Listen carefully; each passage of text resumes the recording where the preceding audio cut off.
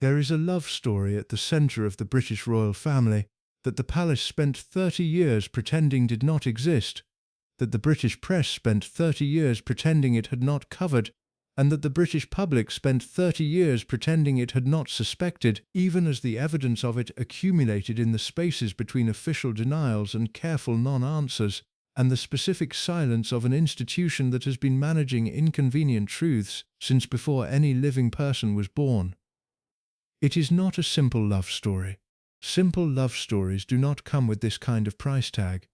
They do not leave behind them this kind of wreckage: the destroyed marriage, the dead princess, the estranged sons, the fractured dynasty, the decades of public fury and public grief, and the specific and permanently unresolved question of responsibility that hangs over the principals in this story, with an insistence that no amount of time or public relations management has proven entirely capable of dispersing. Simple love stories do not produce this much consequence. And this love story, whatever else it was and whatever else it became and whatever version of it the palace has most recently decided to present to the world, was never, from its very first moment, a simple one. It begins, as the most consequential stories usually do, not with a dramatic event, but with an ordinary moment. A meeting at a polo match, a conversation in a muddy field, a woman with a smile that a young prince found himself thinking about for days afterward. Nothing that looked, from the outside, like the beginning of something that was going to reshape the British monarchy, damage a generation of its members, contribute to the death of the most beloved woman in its modern history, and eventually produce, through a route so circuitous and so costly that no novelist would have dared to plot it, the image of that same woman who had been at the centre of the damage standing beside the King of England at his coronation, wearing the crown that had last been worn by the Queen who had made the damage possible by refusing, for so long and at such cost, to acknowledge that the damage was happening. Wearing the crown that had last been worn by the Queen who had made the damage possible by refusing, for so long and at such cost, to acknowledge that the damage was happening. That woman is Camilla Parker Bowles. Now Camilla, Queen Consort. Now, by the specific and extraordinary alchemy of time and persistence and the gradual exhaustion of public outrage, a figure whom the British public has moved from hatred to tolerance to something approaching,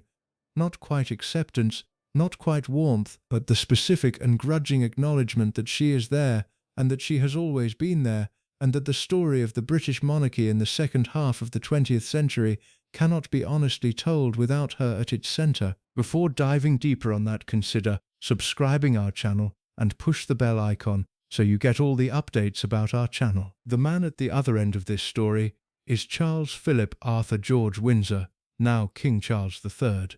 The Prince of Wales, for longer than any heir to the British throne has ever held that title.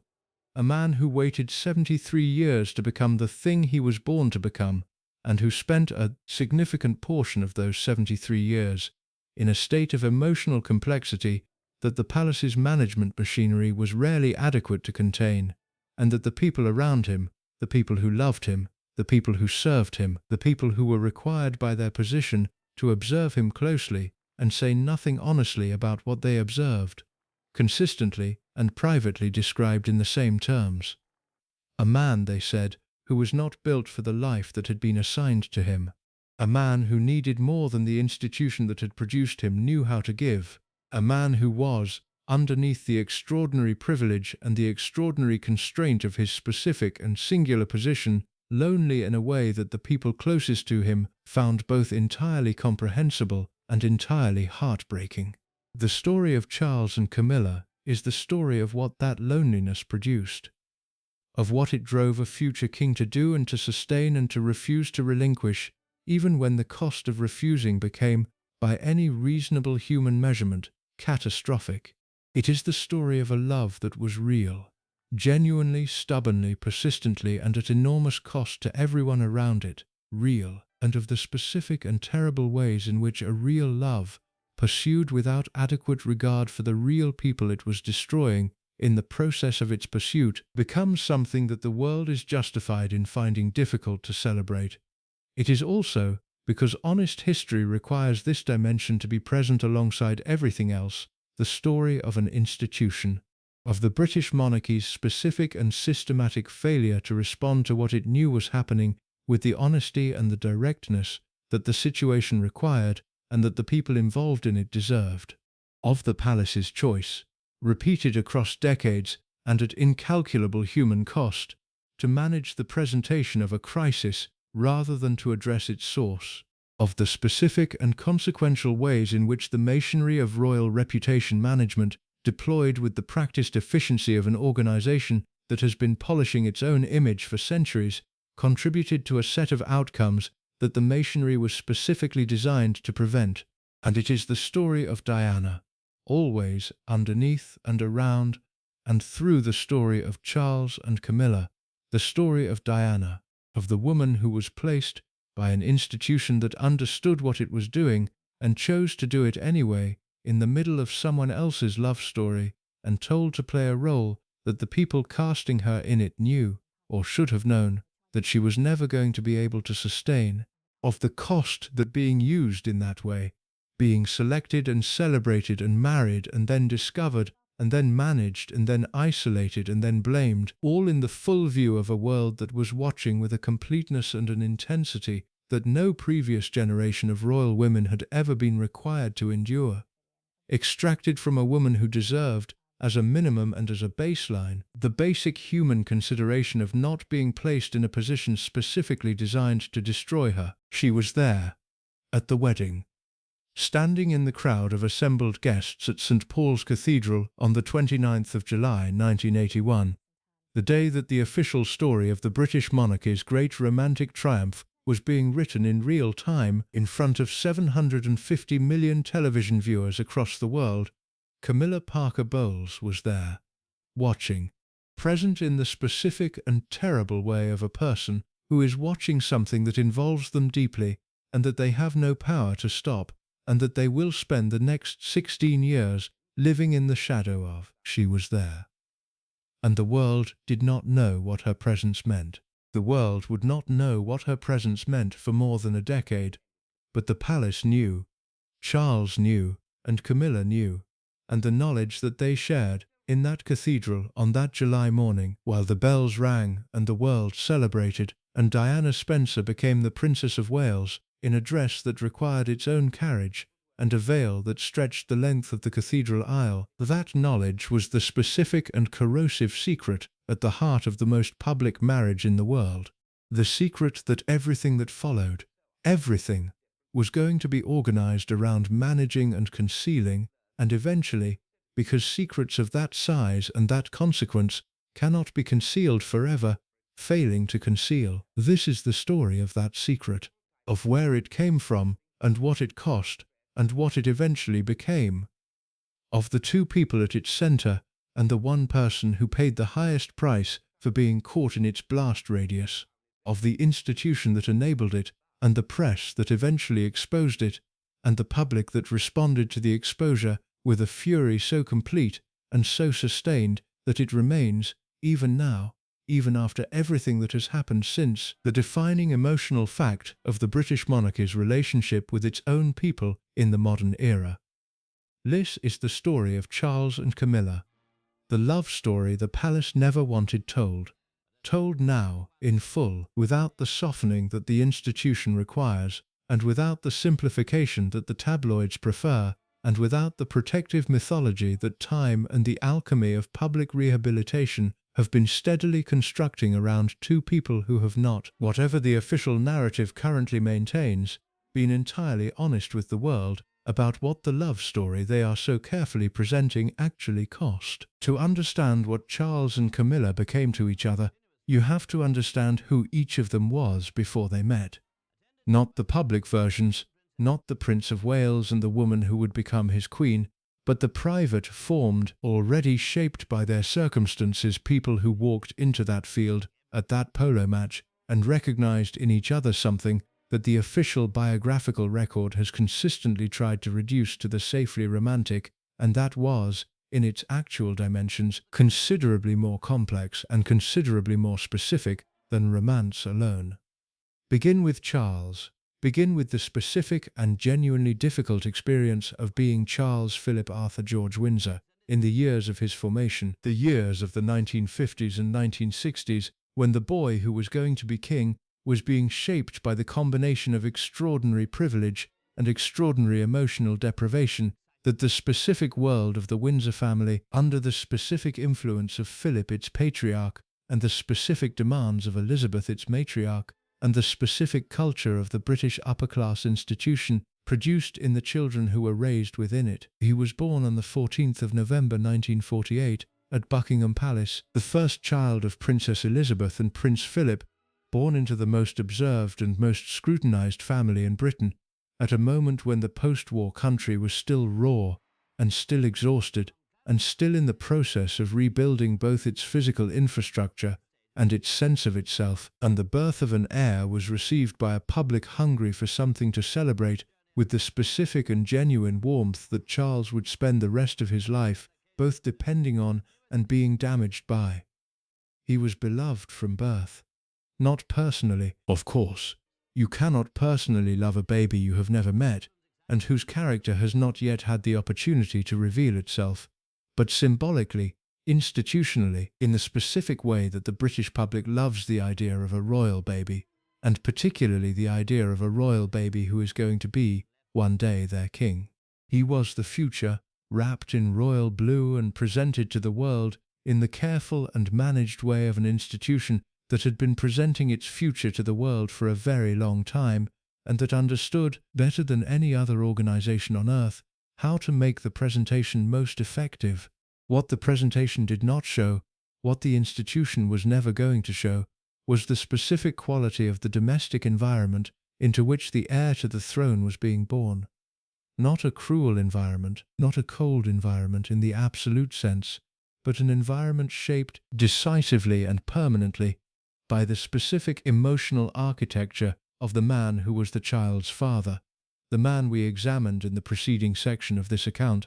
the man who had been formed by the loss of his mother at 8 years old, and who had built, in response to that loss, a wall of emotional self-sufficiency so complete and so permanently reinforced that the children he subsequently had were going to encounter it as the organizing fact of their domestic world.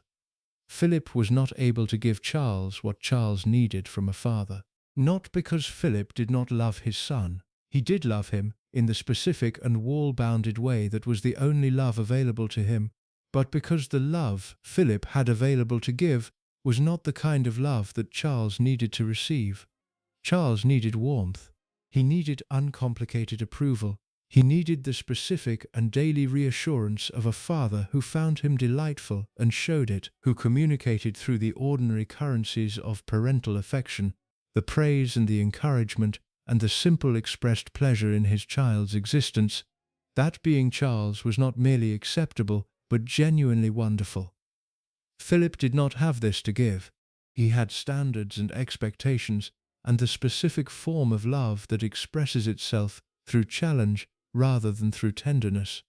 And Charles, who was constitutionally sensitive in the specific way that children formed in the absence of uncomplicated warmth, become constitutionally sensitive, hyper-attuned to evaluation, hyper-aware of criticism, perpetually organizing himself around the project of earning approval that never quite arrived in the form he needed. Charles absorbed the absence of what his father could not provide with a thoroughness and a permanence that shaped everything he subsequently was and everything he subsequently did. Elizabeth was different in her warmth. She was genuinely and demonstrably warm toward her children. The warmth of a woman who had been loved well in her own childhood and who had not lost the capacity for open affection that a different formation might have suppressed. But Elizabeth's warmth was always in competition with Elizabeth's duty, and duty won, as it always won, as it was perhaps always going to win for a woman who had internalized the requirements of her role so completely that the role and the woman had become, in practical terms, essentially indistinguishable. The young Charles needed his mother, and his mother was, in the most literal and most consequential sense, very frequently not there. State visits and Commonwealth tours, and the endless requirements of a reign that had just begun and that was going to last for 70 years, took Elizabeth away from her children in the specific way of the mid-20th century monarchy. Not for days, but for months, not for occasional absences, but for sustained separations that the children were expected to manage because the institution required the separations, and the institution did not have a framework for taking the children's emotional needs into account when it was scheduling the requirements of the crown. Charles was 25 days old when Elizabeth first had to perform a public engagement without him. He was not yet 4 years old when Elizabeth and Philip departed on the Commonwealth tour of 1953-1954, a tour that lasted 6 months and that took the newly crowned Queen across Canada, Australia, New Zealand, Ceylon, Uganda, and a dozen other countries, leaving 2 small children, Charles, 4 years old, and Anne, 2 years old, at home in the care of their grandparents and their nannies and the household staff of the palace that was their home, and that was, whatever its material comfort, no substitute for the parents it contained them in the absence of. 6 months. Charles was 4 years old, and his mother was away for 6 months, and the specific and formative experience of waiting for her to come back, of the particular child's version of longing that has no adequate adult language, and that accumulates in the interior life of a small person without the emotional vocabulary to process what they are feeling into something manageable. That experience is, alongside the experience of his father's emotional inaccessibility, the foundational emotional fact of Charles's formation. He learned very young that the people he needed most were often somewhere else. He learned that their somewhere elseness was not personal, was not a reflection of their love or lack of it, but was institutional, was required, was the price of the specific position into which he had been born, and that he was, one day, going to be required to inhabit himself. He learned this, he absorbed it, and he carried the learning into every subsequent relationship of his life, carrying with him the specific and enduring wound of the child who has learned that love and presence are not the same thing, and who has never entirely stopped searching in every relationship and every connection and every intimacy for the combination of the two that his formation had shown him was possible in theory and had consistently in practice denied him. Gordonstein. This is the word that appears in any honest examination of Charles's formation with the specific weight of a verdict. Philip had attended Gordonstoun and had thrived there, had found in its demanding and physically rigorous and emotionally Spartan environment exactly the confirmation of the self he had been building since the evacuation from Corfu, and he made the decision to send Charles to the same school with the logical confidence of a man who does not fully understand that his son is not him, that the environment that had made Philip had not made Charles, and that the specific configuration of sensitivity and emotional need and artistic temperament that Charles possessed was not going to be strengthened by Gordonstoun in the way that Philip's specific configuration of qualities had been strengthened by it. It was going to be damaged by it. And it was. Charles was 13 years old when he arrived at Gordonstoun. 13 years old, and already sensitive, and already in possession of the specific vulnerability of a child who has grown up in the constant awareness of being evaluated, and who responds to evaluation with an anxiety and a self-consciousness that the Gordonstoun environment was specifically designed to have no patience for. He was bullied.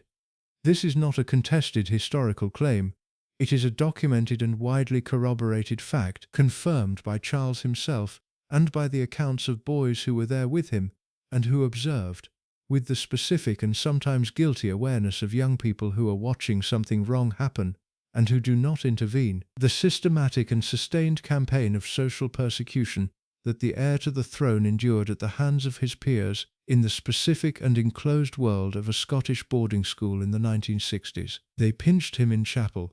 They put his head under cold water in the dormitory washroom. They excluded him with the practiced thoroughness of adolescents who understand, with the unerring social intelligence that adolescence provides, exactly where the most effective exclusion can be applied.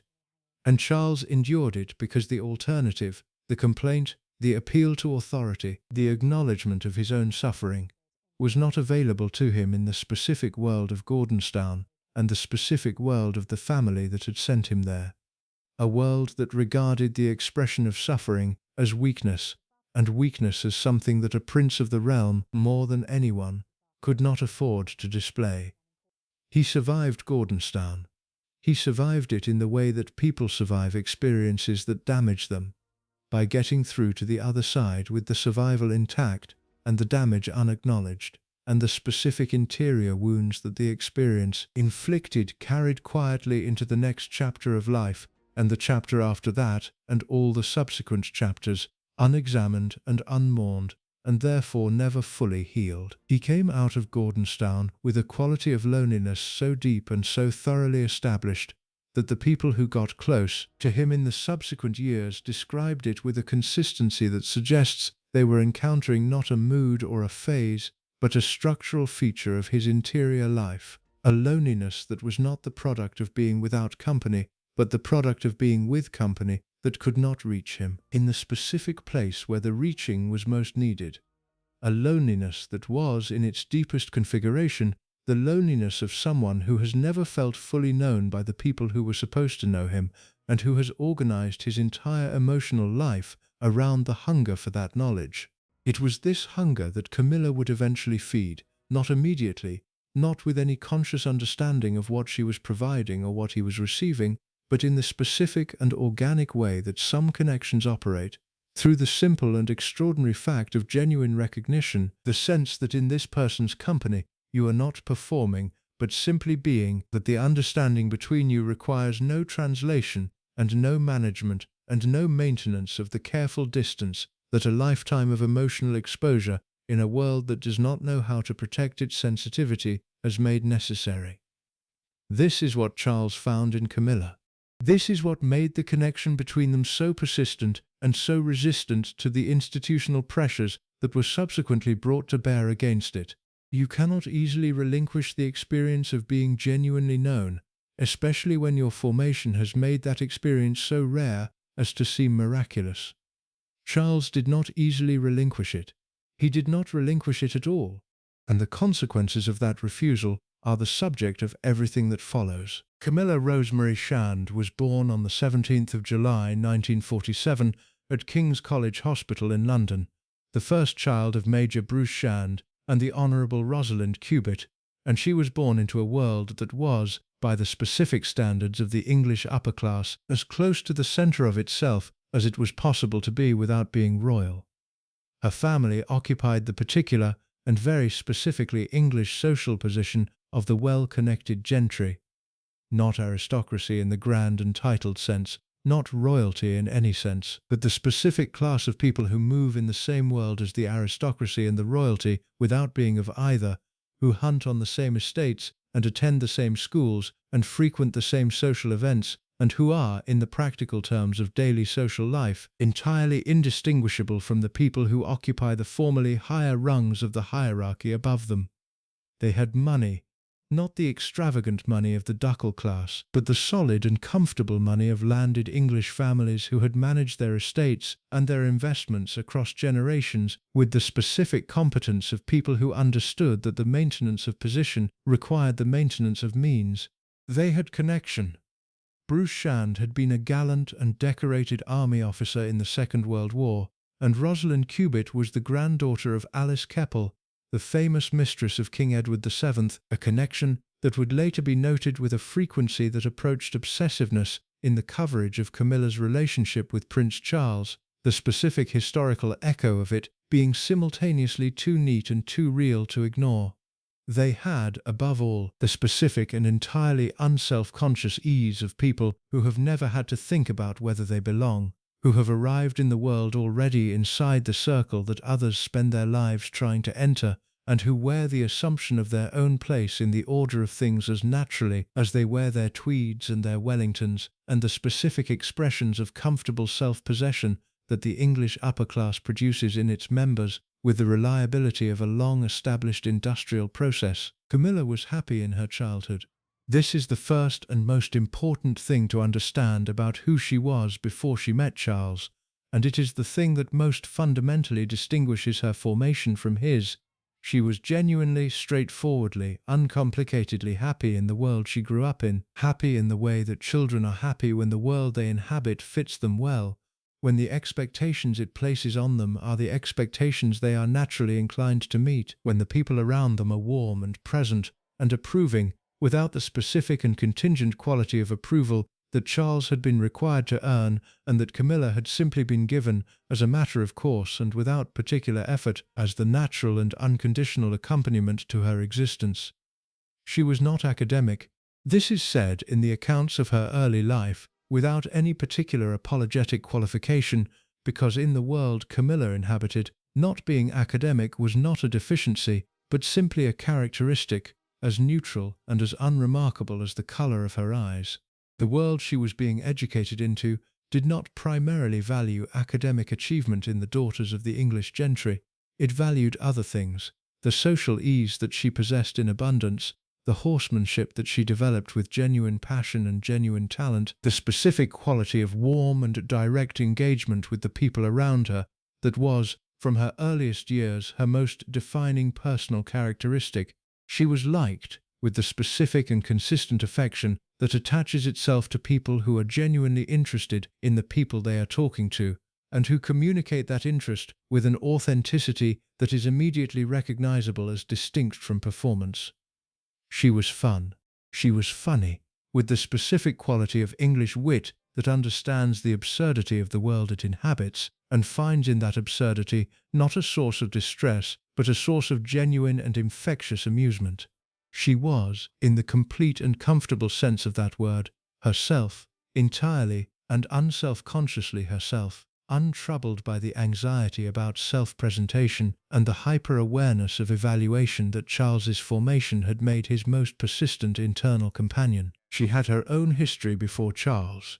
She was not, when she met him, a woman without experience of men or love, or the specific complicated territory of relationship in the world of the English upper class. Most significantly, she had Alice Keppel's shadow and her own specific romantic history, including an earlier relationship with Andrew Parker Bowles,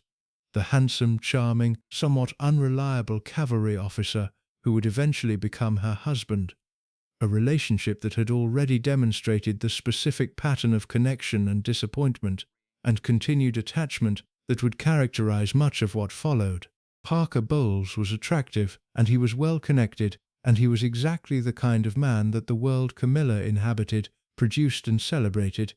and he was also, by every account that has been assembled by the people who knew them both in those years, not entirely consistent in his emotional availability, or his fidelity, or his capacity to provide the kind of sustained and genuine attention that the specific and very particular woman he was involved with both needed and deserved. She loved him in the complicated way that young women love men who are not quite right for them but who fit sufficiently well into the world they share to feel like the natural choice.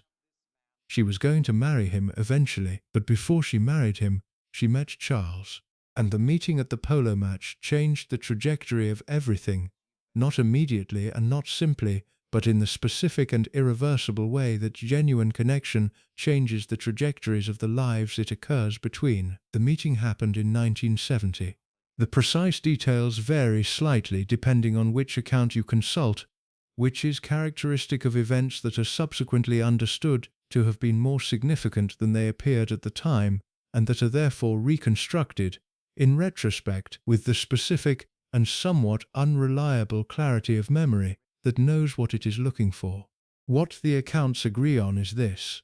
They met at a polo match at Windsor Great Park. Through the mutual social world they shared in the overlapping circles of the English upper class and the royal household. They were introduced by a mutual friend. Some accounts name Lucia Santa Cruz, a Chilean diplomat's daughter who was at the time researching a book in the royal archives, and who moved comfortably in the same social world as both Charles and Camilla. They talked, and the talking, by all accounts that survive of it, was immediately and distinctively different from the social talking that the specific world they both inhabited produced as its natural background noise. She made him laugh. This is the detail that appears most consistently and most reliably in the accounts of their first meeting. The detail that carries, in its apparent simplicity, the full weight of what the meeting actually was, and what it was actually doing to the man on the receiving end of it. She made him laugh, in the specific way that only happens when someone's sense of humor lands precisely on the frequency you operate at, when the joke they make is exactly the joke you would have made, and the way they make it demonstrates the kind of intelligence that cannot be faked, and the kind of ease that cannot be performed. He was 21 years old, and she was 23, and he had spent 21 years of his life being looked at by people who knew who he was, and adjusting their behavior in response to the knowledge, and she looked at him as though he were simply a person she had just met at a polo match, who happened to be very easy to talk to, and the experience of being treated like a person by someone in a world that rarely treated him as merely, that was not a small thing. It was in the specific and enduring way of moments that only reveal their full significance later, a very large thing indeed. She said something about her great-grandmother. The famous line, delivered with the particular combination of directness and wit that was Camilla's most characteristic conversational mode, has been reported in various versions across the decades of subsequent journalism about their relationship, but the essential point of it is consistent. She referenced Alice Keppel's role as the mistress of Edward VII, and she suggested, with a humor that was simultaneously a flirtation and an invitation, and a statement of something more direct and more honest than either, that she and Charles might be following a similar kind of family tradition. It was audacious. It was exactly the kind of thing that nobody in Charles's life ever said to him, because nobody in his life had the specific combination of confidence and warmth and irreverence that would allow them to make the joke and have it land as something other than either obsequiousness or impertinence. She had that combination, and he recognized it with the speed and the completeness of someone who has been waiting, without knowing exactly what they are waiting for a very long time. They spent time together in the weeks and months that followed the polo match. Not in secret. They were part of the same social world, they had overlapping friends and overlapping social calendars, and the specific and somewhat enclosed geography of the English upper class at play provided ample opportunity for encounters that could be understood by those who observed them and by the observers' editors as entirely conventional social interaction between two young people who happened to move in the same circles. They rode together, they talked endlessly, with the specific and consuming quality that conversation has when it is connecting two people at the level that real connection operates at, rather than the surface level of social exchange. They discovered the specific and particular ways in which their minds worked similarly, and their sensibilities overlapped, and their senses of humor operated on the same frequency. The discovery that is always the heart of the most durable connections, and that is, in the specific and rarefied world of the English upper class, where social convention provides a nearly impenetrable surface behind which the real interaction can be conducted at any depth or shallowness that the participants choose, often the most private and most significant discovery of all. Charles fell. Not slowly, not ambivalently, not with the careful and measured engagement of a man who is aware of his own vulnerability and who proceeds accordingly. He fell with the completeness that is characteristic of people whose formation has deprived them of the experience of feeling genuinely known, who encounter that experience for what feels like the first time, and who respond to it with an openness and a totality that their normal caution would not permit. He fell in love with Camilla Shand in the winter of 1972, and the falling was not a private matter, in the sense of remaining invisible to the people around them.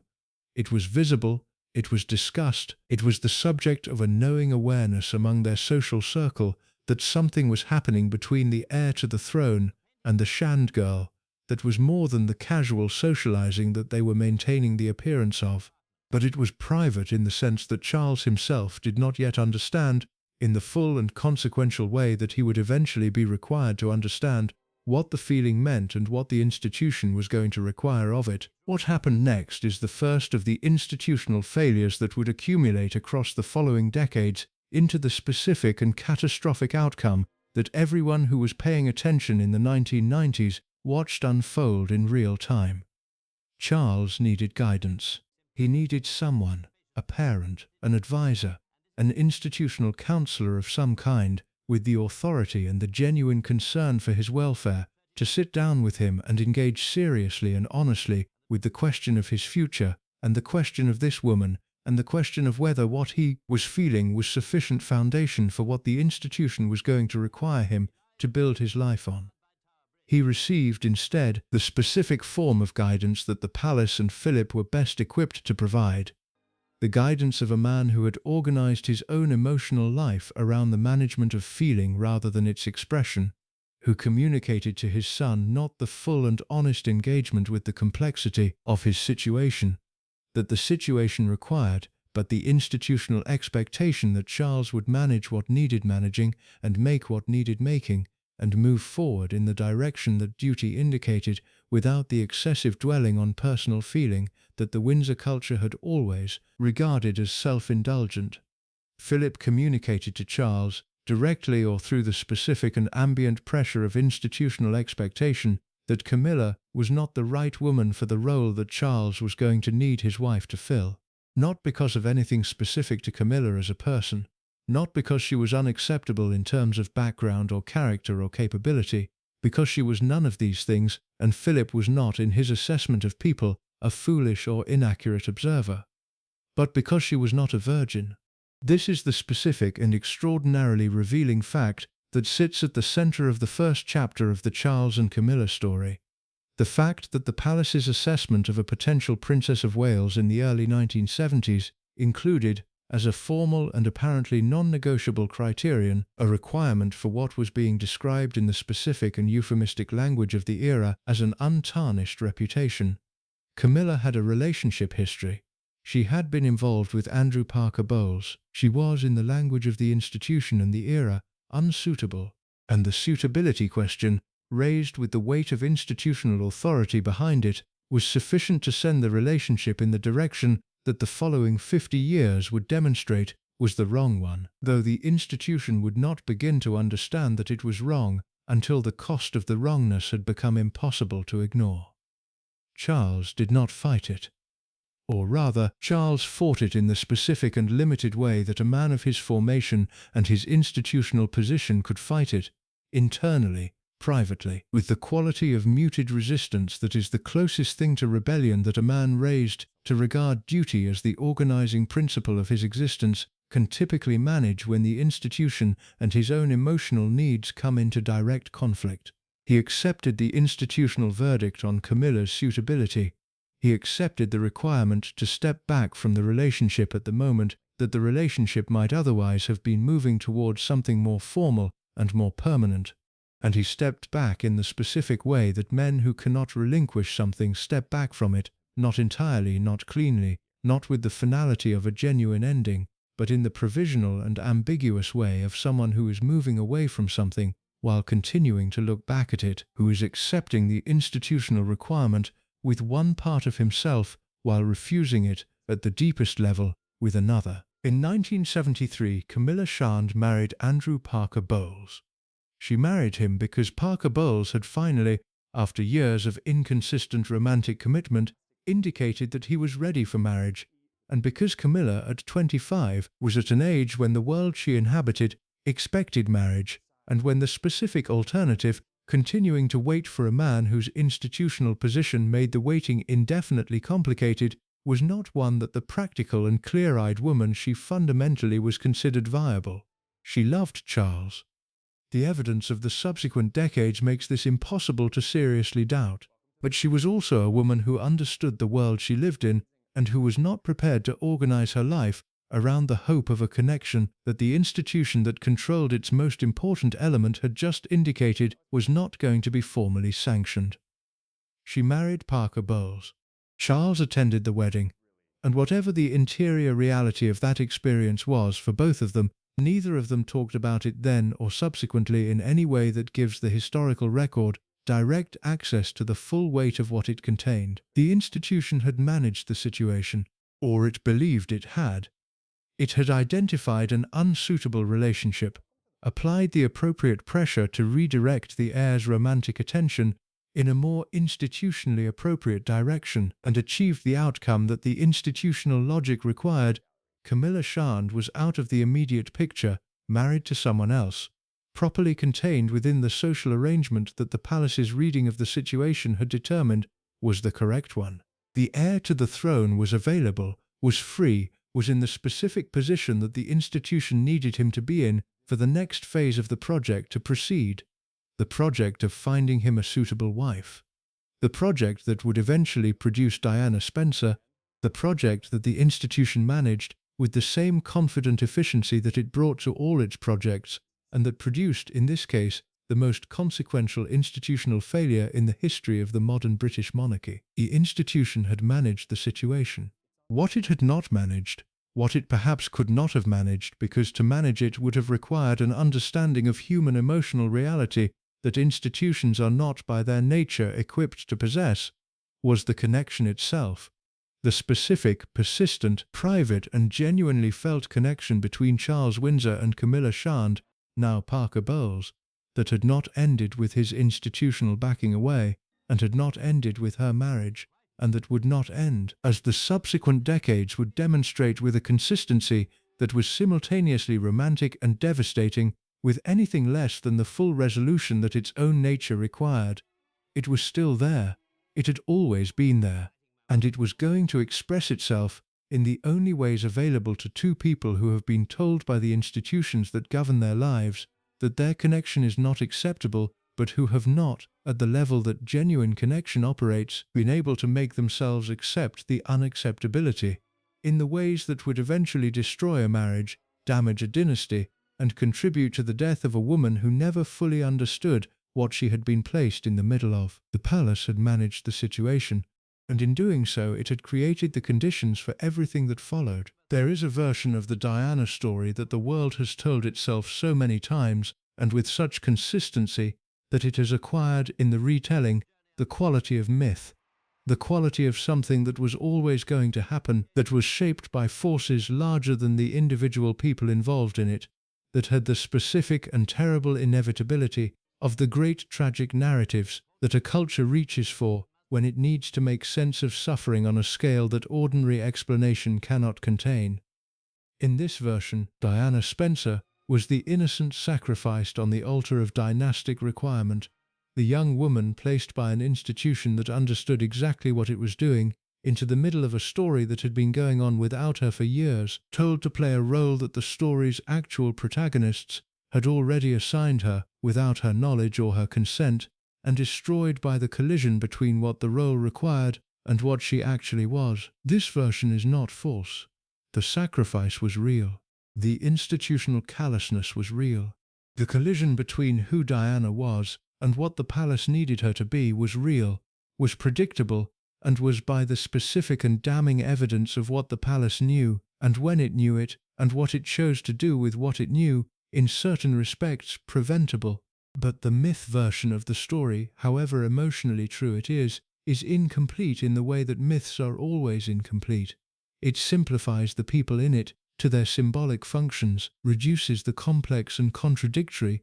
and genuinely human figures at its center to their narrative roles, and in doing so paradoxically diminishes the actual reality of what happened by replacing it with something cleaner and more comprehensible and ultimately less honest than the full and uncomfortable truth of the situation deserves. The full truth requires us to look at how Diana Spencer came to be in this story at all,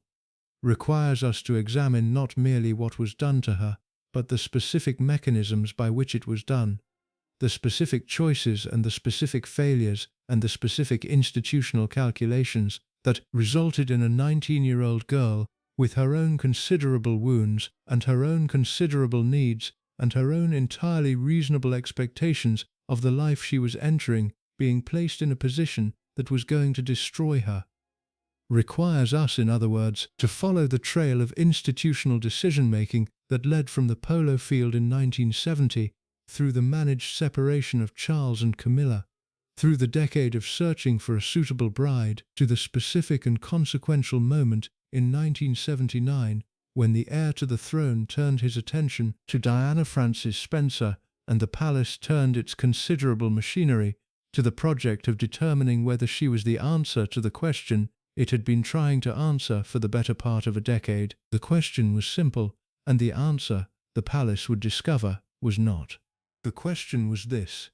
who could be found who was suitable by the specific and revealing criteria of suitability that the institution had established, criteria that included the untarnished reputation requirement that had ruled out Camilla and that effectively required the palace to find, in the late 1970s, an aristocratic young woman of appropriate background and appropriate family connection and appropriate public presentation who had not previously been involved in the kinds of romantic relationships that the tabloid press of that era would subsequently investigate with the thoroughness and the lack of scruple that the tabloid press of that era consistently demonstrated, who could be found, who was suitable, and who was also, in some genuine and personal sense, someone that Charles could care about sufficiently to sustain the performance of a royal marriage in public while maintaining in private whatever the private reality of his continuing connection to Camilla was going to require. That last clause is the one that the official account of the search for a princess has always been most reluctant to engage with directly. But it is the clause that the honest account cannot avoid, because what the palace was looking for, however this requirement was articulated internally and however it was managed in the consciousness of the people doing the looking, was not simply a woman who Charles could love. It was a woman who could perform the function of a royal wife, could produce heirs, could sustain the public presentation of a royal marriage, could fulfill the ceremonial and the practical and the institutional requirements of the position in a way that left room for the other thing, the thing that had not ended when it was supposed to end, the thing that the institution had attempted to manage in 1972 and that had demonstrated, across the years since, a resilience that management had proven insufficient to address. Diana Frances Spencer was born on the 1st of July 1961 at Park House on the Sandringham estate in Norfolk, the same Norfolk where the royal family traditionally spent their Christmas holidays, a geographic fact that meant that the Spencer children and the royal children grew up within the same small radius of the same English countryside, and that Diana had been, in the loose and unspecific sense, within the orbit of the royal family for almost her entire life. Her father was Viscount Althorp, later the 8th Earl Spencer, a man of distinguished lineage and considerable personal difficulty, whose own marriage had produced, in the years of Diana's childhood, a domestic environment that the accounts of everyone who observed it describe as the specific antithesis of the warm and stable household that Elizabeth II had grown up in, and that the palace was going to require Diana to pretend she was used to producing. Her parents separated when she was 6 years old. They divorced when she was 7. The divorce was bitter in the specific and sustained way of marriages that have failed, with the accumulation of grievances and the mutual assignment of blame that the dissolution of a long and unhappy relationship produces, and it was bitter in the specific and additionally damaging way that bitterness in a divorce involving children always is. The children becoming, because children in bitter divorces always become, the specific and vulnerable territory across which the battle between their parents is conducted. Diana was 6 years old when the marriage ended, and she experienced the ending with the full and unmediated intensity of a 6-year-old who has not yet developed the psychological defenses that older people deploy against the experience of the world falling apart around them. She felt everything, the fear and the confusion and the specific and devastating grief of a child who loves both of her parents, and who cannot understand why the loving of both of them now requires the choosing of one of them and the loss of the other. She felt it all, and she felt it with the completeness and the immediacy that would remain, for the rest of her life, her most defining characteristic, the absolute and total quality of her feeling, the absence of any filter between what she experienced and what she experienced it as, the specific and beautiful and terrible quality of someone who is constitutionally incapable of protecting herself from the full impact of whatever the world around her is doing. Her mother left. Frances Spencer, Frances Shantkid, as she would become, left the marriage and left the family home and eventually left the country,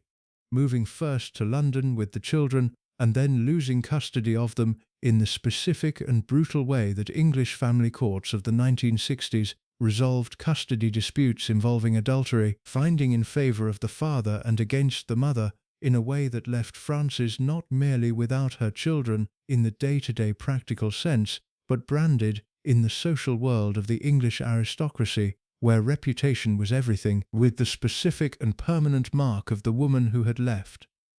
Diana lost her mother in this way. Not in the complete sense that a death produces. Her mother was alive, was reachable, was part of her life in the managed and formal way that post-divorce arrangements produce,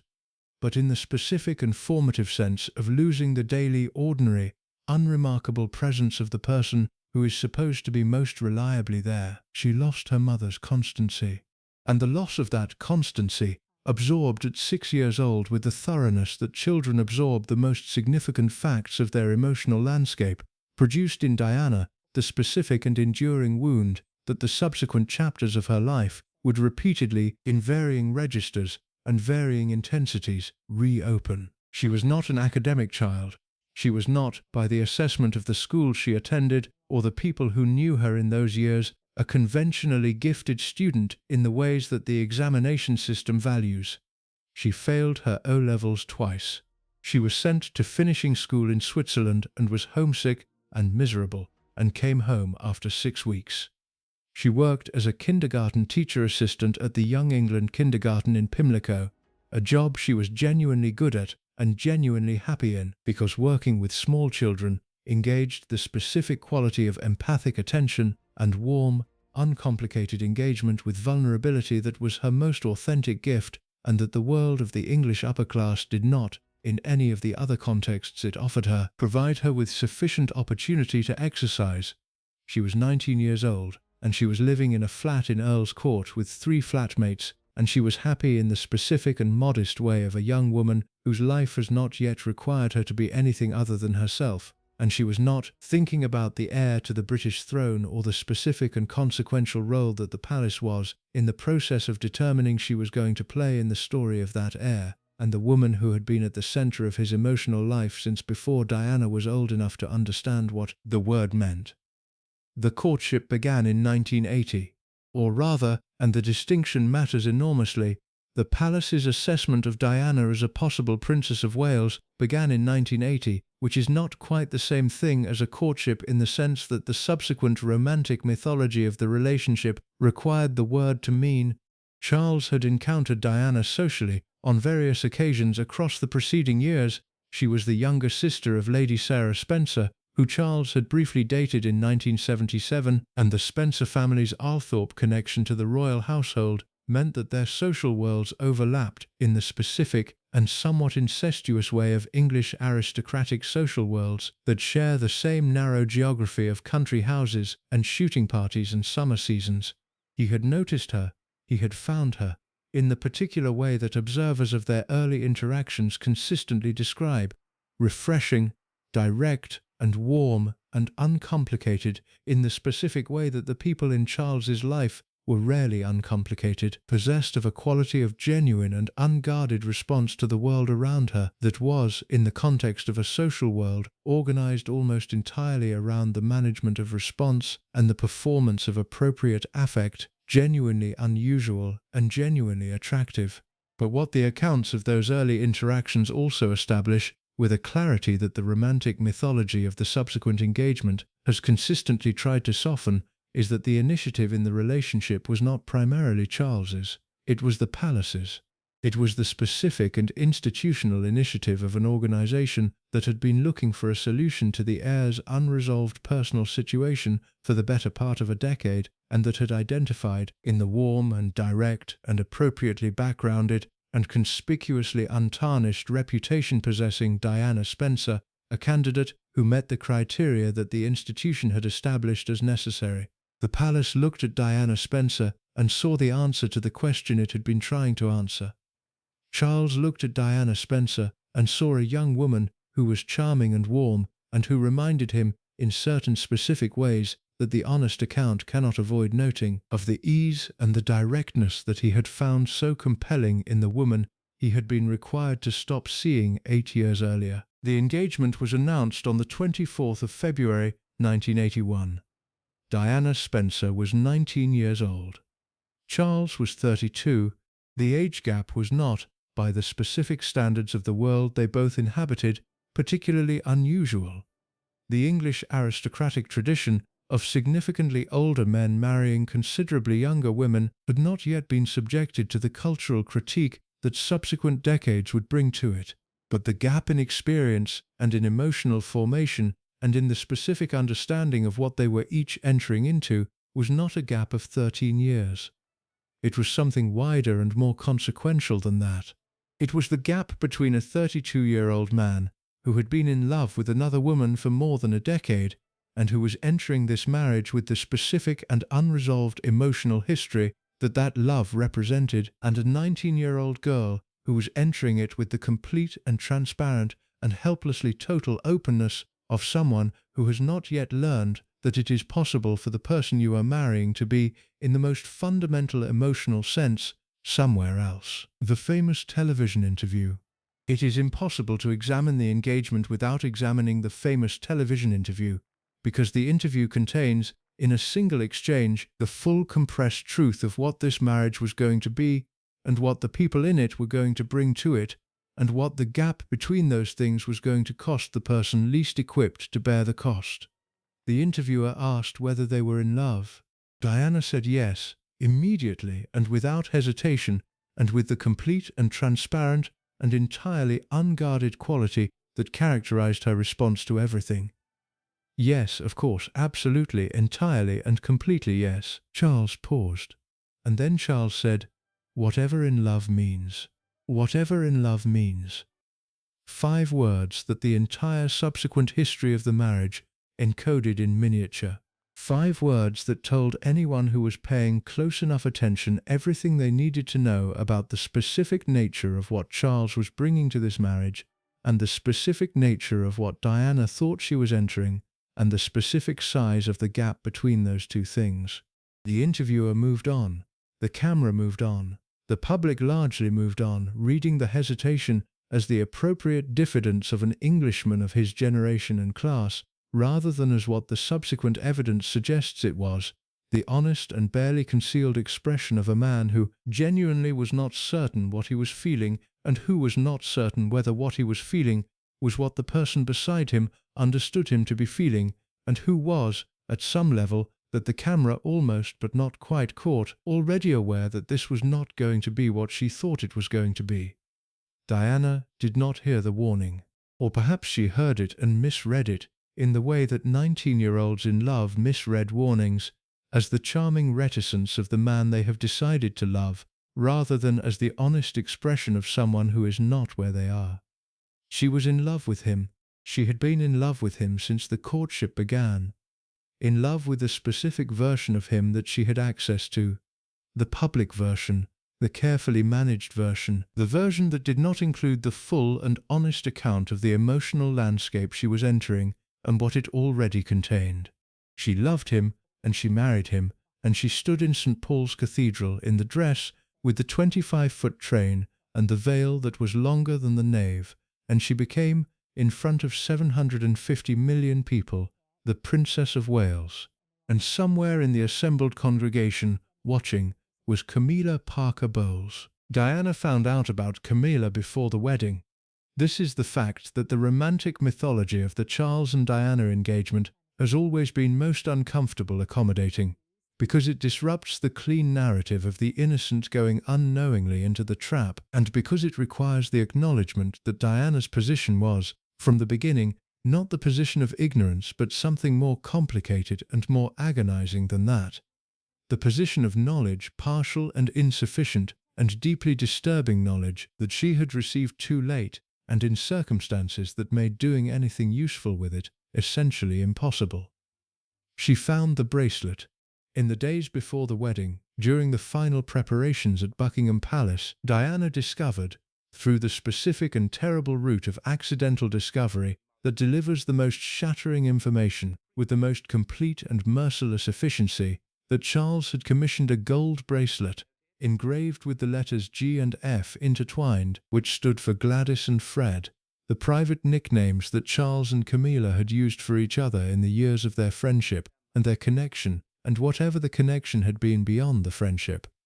The bracelet was intended as a gift. It was a going-away present, the specific and intimate gesture of a man who was 3 days from his wedding, and who was marking, in the most personal and most revealing way available to him, that what he was carrying into the marriage had not been left behind in the decade that preceded it. The accounts of Diana's response to finding the bracelet vary in their specific details, but are consistent in their essential character.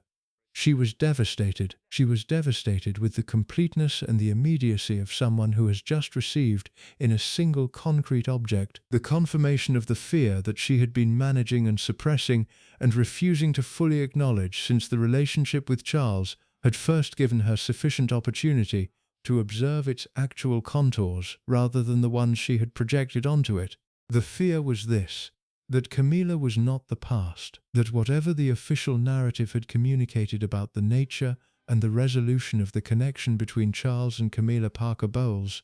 the connection was not resolved. It was continuing. It was present, actively and intimately present, 3 days before the wedding, in the form of a bracelet with private nicknames engraved into the gold. She went to Charles. She confronted him with what she had found, or something approximating a confrontation. The accounts of what was said between them in those pre-wedding days describe an exchange that was more agonized than confrontational, more a desperate reaching for reassurance than a clear-eyed examination of the reality. Because Diana was 19 years old and 3 days from her wedding to the heir to the throne of England, and the machinery of the event had been in motion for months, and the world was watching, and the invitations had been sent, and there was no category available to her, no institutional framework within which a 19-year-old princess-to-be could exercise the kind of agency that the situation actually required. She could not stop the wedding. She could not demand a full and honest accounting of what the bracelet meant, and what it represented, and what it signaled about the emotional landscape of the marriage she was entering. She could not, in any practically meaningful sense, do anything except ask for reassurance, and receive the reassurance, and carry the insufficient reassurance into the cathedral 3 days later, and marry the man anyway. She also talked to her sisters, Sarah and Jane Spencer, the older sisters who were part of the wedding party, and who were with Diana in the days of final preparation, received in those days the first and perhaps the most honest account of Diana's understanding of what she was entering, because the conversations with her sisters in those private and pre-wedding days were the conversations that occurred before the management of the situation had fully kicked in, before Diana had been required to translate the experience into the language of the institution and its requirements, before the specific pressures of her position had made the full and honest expression of what she was feeling something that the circumstances could not permit. What she said to her sisters in those days has been partially documented by the subsequent accounts of people who were in a position to know. She was frightened. She was frightened not in the way of a bride with pre-wedding nerves, but in the specific and substantive way of someone who has received information that materially changes her understanding of the situation she is about to enter, and who has discovered that she has no effective means of acting on what she now knows. She went through with it. She got into the glass coach with her father on the morning of the 29th of July, 1981, and she travelled the route from Clarence House to St. Paul's Cathedral through streets filled with the specific and overwhelming warmth of the British public at one of its moments of genuine collective celebration, and she absorbed the warmth, and she smiled the smile that became one of the most reproduced images in the history of photography. And she walked down the aisle of St. Paul's Cathedral with the 25-foot train behind her and the veil over her face, and the specific and irreversible quality of an event that has been set in motion by forces so much larger than any individual that the individual's participation in it has ceased to feel like a choice and has become something that happens to you rather than something you do. The marriage was conducted, and the vows were exchanged, Diana famously transposing 2 of Charles's given names in her delivery of them. A small error that has been analysed ever since in the specific way that small errors in large ceremonies invite analysis. Read as everything from simple nerves to Freudian revelation to the specific signal of a subconscious that was not entirely engaged with what was being formally committed to. And the newly married Prince and Princess of Wales emerged from the cathedral into the July sunlight, and were received by the crowds with the intensity of feeling that the event had been designed and managed and presented to produce. The balcony kiss, the wave, the carriage, the flowers, the bells, the specific and manufactured perfection of a moment that the institution had been building toward for years, and that it delivered with the thoroughness of an organization that understood, better than almost any other organization in the world, how to make a moment that would be remembered. It was a perfect performance of something that was not quite real, which is perhaps the most honest description available of the marriage that it inaugurated. The honeymoon was not the beginning of the love story that it was presented as being. The accounts of the honeymoon, the Mediterranean cruise on the Royal Yacht Britannia, the subsequent stay at Balmoral, that have emerged across the decades since, from Diana's own account as recorded by Andrew Morton in the book, that would eventually, in 1992, make the private reality of the marriage visible to the world, and from the accounts of the household staff who observed the couple in those first weeks, describe something that was very different from the official image of two people beginning their life together, in the warmth and the privacy of a romantic departure from the world. Camilla was present on the honeymoon. Not physically present, not on the yacht or at Balmoral in any bodily sense, but present in the specific and maddening way that the third person in a relationship is always present, when the relationship is defined by their existence within it. Charles brought reading material on the honeymoon that included correspondence from Camilla. He wore, in those early weeks, a pair of cufflinks that Camilla had given him, cufflinks engraved with two C's intertwined, a detail that Diana noticed with the hyper-attentive awareness of a woman who is already scanning the environment for confirmation of the fear she has been carrying since the bracelet, and that she found, in the finding, not the reassurance she was desperately looking for, but the additional and devastating evidence of what she had married into. He talked about Camilla, not extensively, not with any apparent awareness of how the talking was being received, but in the specific and unguarded way of a man who does not fully understand how much of his interior life is visible in the ordinary texture of his conversation, mentioning her, referencing her, including her in the ambient background of his thought, in the way that people include the people who are genuinely central to their lives, rather than the people who are supposed to have been moved to its periphery. Diana was falling apart. This is the language that the accounts of those early weeks use, and it is not hyperbole. It is the specific and clinical description of a young woman whose pre-existing psychological vulnerabilities, the wounds of the parental abandonment, and the specific damage of the insecure and chaotic attachment patterns of her childhood were being activated by the specific and devastating reality of what she had married into, with a thoroughness and an intensity that the people around her observed with alarm and the palace received, characteristically, as a management problem rather than a human crisis. She was crying constantly, unpredictably, with the specific and overwhelming quality of tears that are not the product of any single precipitating event, but the accumulated output of a grief too large and too sustained to be contained. She was eating, and then not eating, and then eating again in the specific and disordered way that signals, to anyone trained to recognize it, the beginning of the relationship with food that was going to define one of the most painful and most private dimensions of her struggle across the years that followed.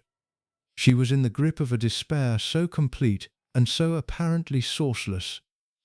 in the sense that she had no language, yet, for what she was experiencing, no framework in which the despair could be understood as the rational response to a genuinely terrible situation, rather than an irrational malfunction of her own inadequate psychology,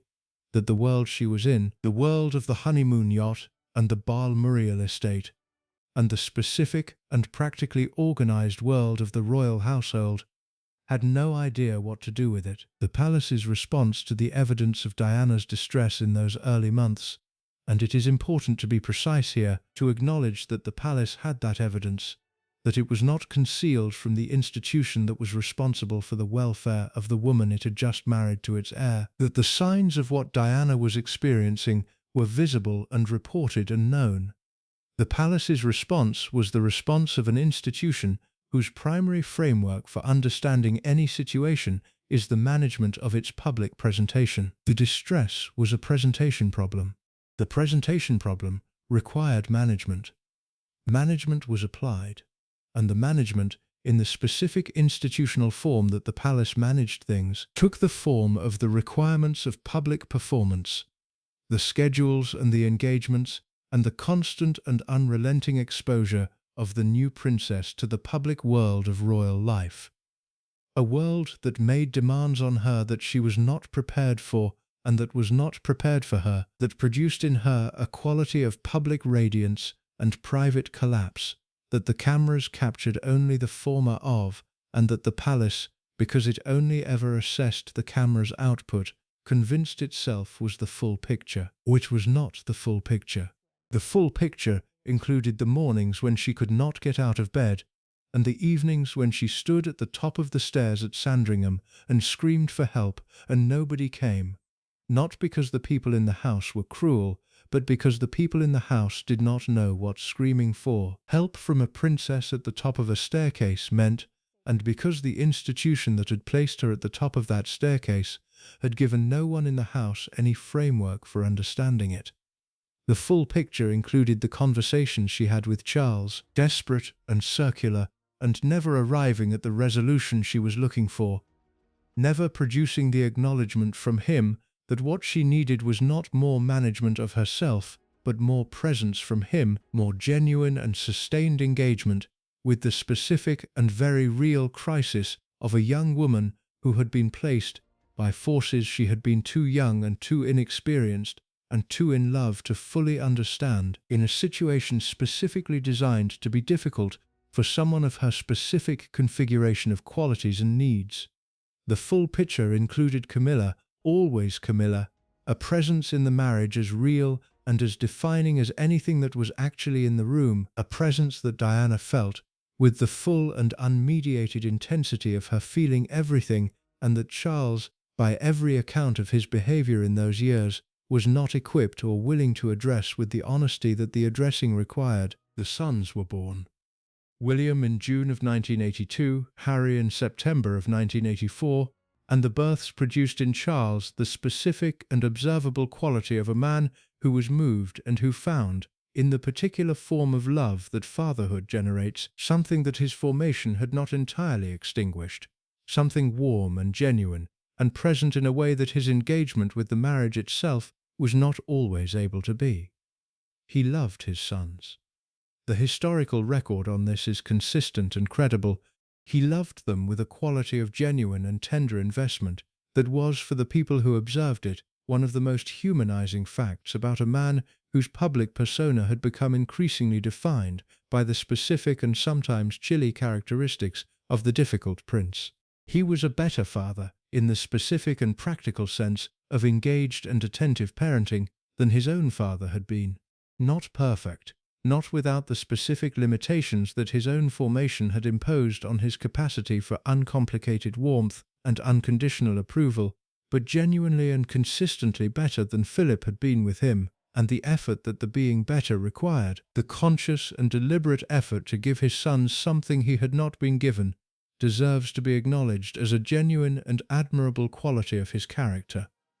But the births, which produced in Charles a genuine and private warmth, produced in the marriage a dynamic that the births of children in failing marriages reliably produce. A temporary closing of the gap that has been opening between two people who are moving apart, followed by a return to the divergence with a specificity and an acceleration that the temporary closing, because it has not addressed the source of the divergence, is powerless to prevent. The gap between Charles and Diana was not produced by the absence of children. It was not going to be addressed by the presence of them. The gap was structural. It was the product of the specific and fundamental mismatch between what each of them was and what the other one needed, and of the specific and additional complication of Camilla's continued presence in Charles's emotional life, and no amount of shared parenthood was going to span a gap of that specific and that enduring a character. Camilla was still there. The connection had not ended when the marriage began. It had not been interrupted by the public celebration of the royal wedding or the birth of the heirs, or the specific and continuing demands of the public lives of the Prince and Princess of Wales. It had continued in the specific and managed way that connections between people who are determined not to relinquish them continue when the circumstances of their lives have made the open acknowledgement of the connection impossible, quietly, privately, through the specific channels and the specific opportunities that the lives of people in their particular social world provided, through phone calls and through letters and through the meetings that the overlapping geography of their social world made possible, and that the specific and practiced efficiency of palace life made possible to arrange without attracting the attention that the arrangement would otherwise have generated. The marriage continued, the performance continued, and underneath the performance, in the specific and airless space between what Charles and Diana showed the world and what they were experiencing in the privacy of their shared life, the damage accumulated with the slow and quiet thoroughness of water finding its way through the smallest crack in the most carefully maintained surface, finding its way through, widening the crack until the crack was no longer a crack but an opening, and the opening was no longer possible to conceal, and the concealment was no longer the question, because the reality was already out, already visible, already the subject of the specific and devastating knowledge that the people who had been watching most carefully had been carrying for years, and that the rest of the world was about to receive in a form that would make the pretending permanently and entirely impossible. But before the Morton book, before the exposure, before the full and public unravelling of the thing that the palace had spent a decade insisting was not unravelling, there was the affair, the sustained, documented, extensively observed and multiplied corroborated affair between the Prince of Wales and Camilla Parker Bowles, conducted across the years of the 1980s and into the 1990s, with the specific and increasingly inadequate concealment of people who are hiding something in plain sight and who are running out of plain sight to hide it in. The affair is not a matter of historical speculation. It is not the contested allegation of a disgruntled insider or the confabulation of a hostile press. It is the documented, admitted and extensively evidenced fact of a relationship that Charles himself has acknowledged, that Camilla has acknowledged, that the palace has acknowledged, eventually, reluctantly, in the specific and minimizing way of an institution that acknowledges things only when the alternative to acknowledgement has become more institutionally costly than the thing being acknowledged. It happened. It was sustained across years, and it had consequences. For Diana, for their children, for the institution, and for the public understanding of what the monarchy was and what it owed the people who had placed their specific and deeply personal trust in its most public representatives, that the institution's subsequent management of the situation has consistently and inadequately tried to contain. The question that the honest account must ask because the asking is what distinguishes honest history from the public relations exercise that the palace's version of these events has always been, is not simply whether the affair happened, it is what the knowing of it meant, who knew and when they knew it, and what they chose to do with what they knew, because the picture that the evidence paints, assembled from the accounts of household staff and the records of conversations and the specific testimony of people who were in a position to observe the reality behind the performance, is not the picture of a secret successfully kept until the specific and dramatic moment of its public exposure. It is the picture of something that was widely known within the specific and self-contained world of the royal household and the English aristocracy for years before the public knew it, and of an institution that had that knowledge and that chose, with the specific and consequential deliberateness of an organization whose primary value is the management of its own reputation, to manage the knowledge rather than to act on it. The household staff knew. The detectives who accompanied the Prince of Wales on his official engagements and who observed, in the course of performing their protective function, things that their professional obligation did not extend to reporting, but that their human awareness registered and retained, they knew. The friends who formed the social world that Charles and Camilla shared. The specific and small and intimately connected network of the English upper class, within which the affair was conducted, who understood the nature of the connection and who observed it at the social gatherings and the private dinners and the country house weekends, where the two of them were regularly in each other's company.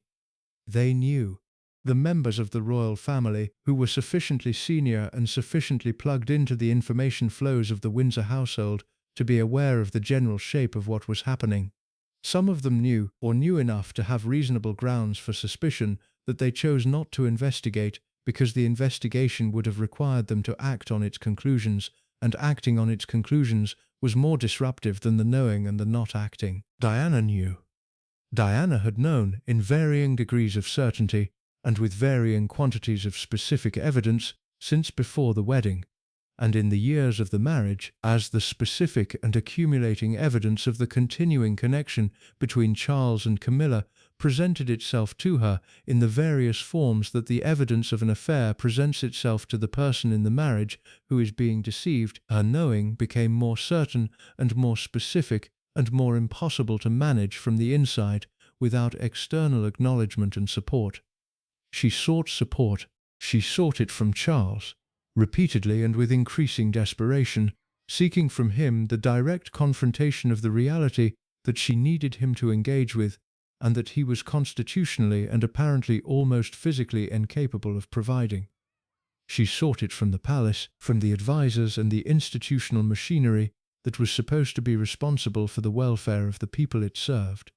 and received in return the specific and consistent message of an institution whose management framework did not have a category for the kind of help she was asking for. She sought it, eventually, from Andrew Morton,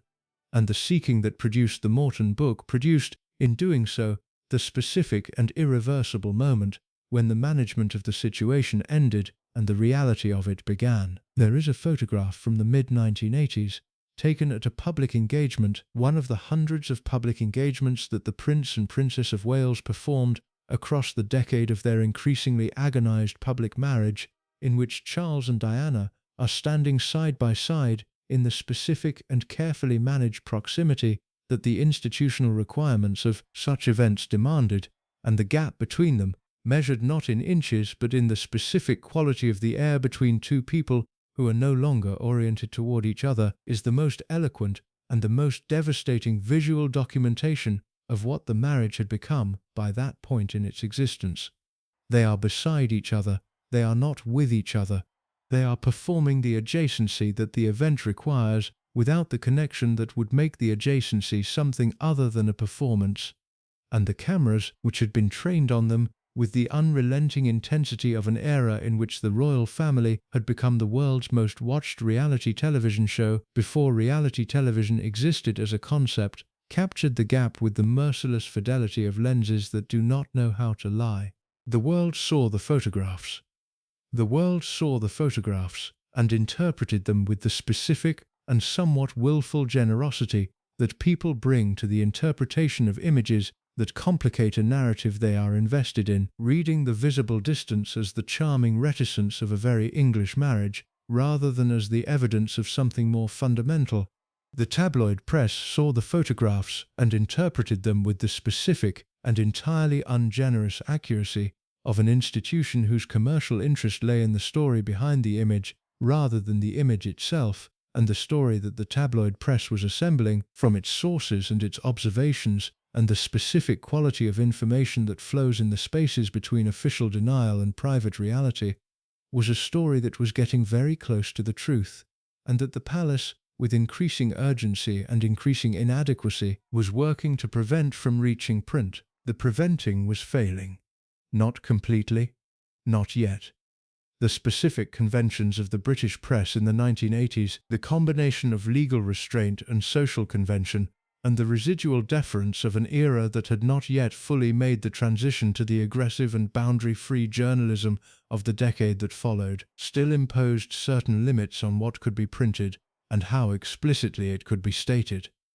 But the preventing was failing in the specific sense that matters most, which is that the truth of the situation was seeping through the gaps in the management with a persistence that all management eventually encounters when the thing being managed is of sufficient size and sufficient consequence to be impossible to fully contain. The world did not know the full story yet, but the world was beginning to suspect it, and the suspicion, once it had reached sufficient critical mass in the public consciousness, was going to produce the specific and ferocious public appetite for confirmation that the tabloid press of the 1990s would feed with a completeness and a lack of restraint that would change permanently the relationship between the monarchy and the public that had been watching it. The formal separation of Charles and Diana was announced on the 9th of December 1992 by the Prime Minister John Major in the House of Commons. The specific mechanism of the announcement, delivered not by the palace itself, but through the office of the Prime Minister in the constitutional forum of the lower house of Parliament, was itself revealing of the degree to which the management of the situation had passed beyond the palace's capacity to handle internally, and had required the engagement of the state's broader institutional machinery. The Prime Minister stood up and told the House of Commons, and through the House the country, and through the country the world, that the Prince and Princess of Wales had decided to separate, and that the separation had been reached amicably, and with the best interests of their sons, as the primary consideration, and that it did not constitute any change in the constitutional position of the Princess of Wales, or any obstacle to the eventual succession of the Prince of Wales to the throne. None of those reassurances were entirely accurate. The separation had not been reached amicably in any meaningful sense of that word.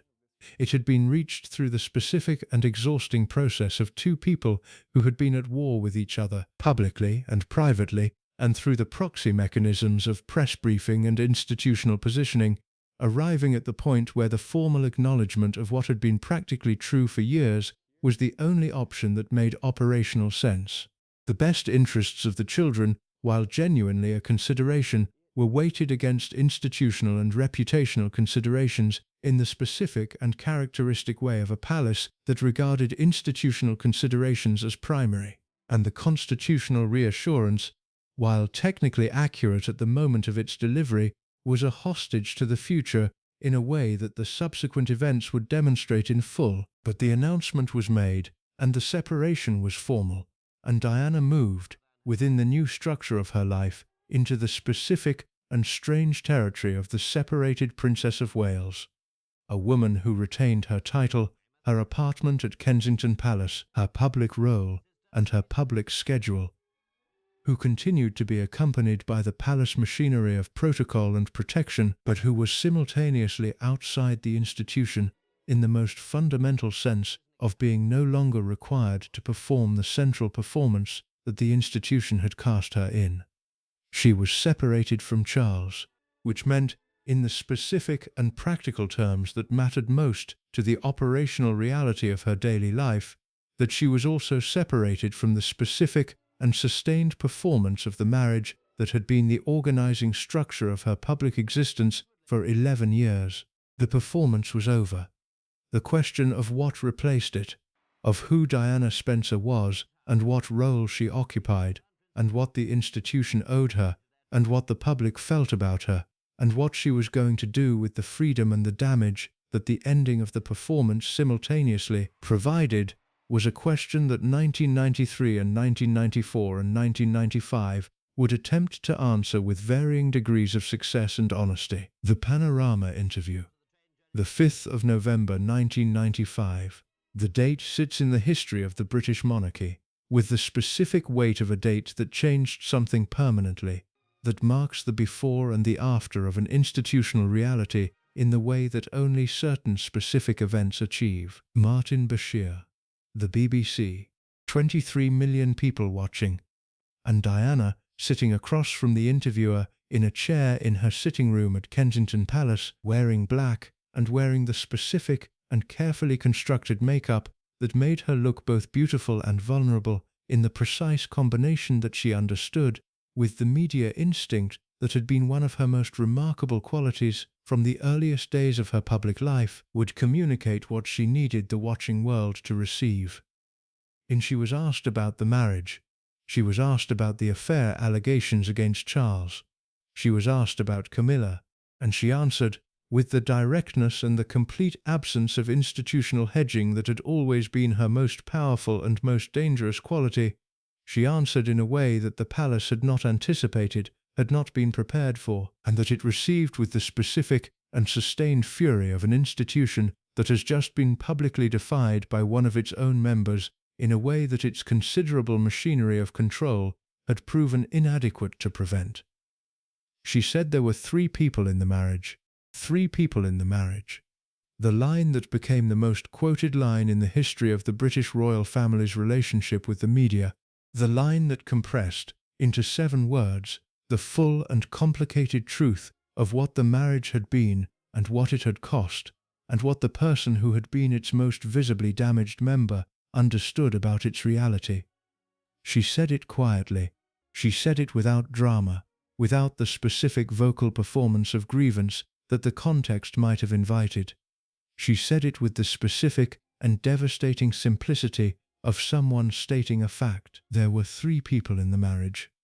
It was a bit crowded. The public response to the Panorama interview was the most visible demonstration that the palace's control of the narrative of the royal marriage had ended, not merely loosened or been challenged, but ended, completely and apparently permanently. The 23 million people who watched it did not receive Diana's account with the skepticism that the palace's subsequent response attempted to generate. They received it with the specific and overwhelming recognition that people extend to accounts that feel true, that have the specific texture of genuine experience, rather than the smoother and more carefully managed texture of institutional communication that carry in their every detail and their every hesitation and their every specifically chosen word the unmistakable quality of someone who was there and who is telling you what being there was actually like. The palace was furious. The Queen was furious in the specific and controlled way of a woman for whom fury expresses itself not in its surface but in its consequences, in the specific and consequential letter that she wrote to Charles and to Diana in December of 1995, advising them that in the view of the institution and in the view of its most senior member, the time for a formal divorce had arrived.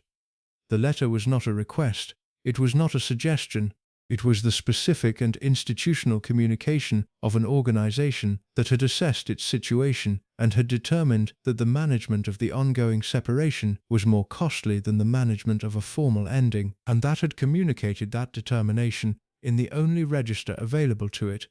the Register of Institutional Requirement, delivered with the authority of the woman who embodied the institution and whose assessment of institutional necessity was, in the specific constitutional world of the British monarchy, as close to a command as the specific constitutional world permitted. The divorce was finalized on the 28th of August, 1996. Diana retained the title Princess of Wales, but lost the designation Her Royal Highness, a loss that was received by the public with a fury disproportionate, perhaps, to its formal significance, but entirely proportionate to its symbolic one, because the removal of Diana's HRH was understood by the watching world as the specific and punitive act of an institution that was using the available mechanisms of institutional procedure to communicate its judgment of the woman it was releasing. She was out. She was formally out, and the manner of her exit, the stripping of the designation, the carefully managed communication of the palace's position on the terms of the separation, told the world everything it needed to know about the nature of the institution's feeling toward the woman it had used and was now discarding. Just a thing come into my mind. Tell us in the comments where you are from.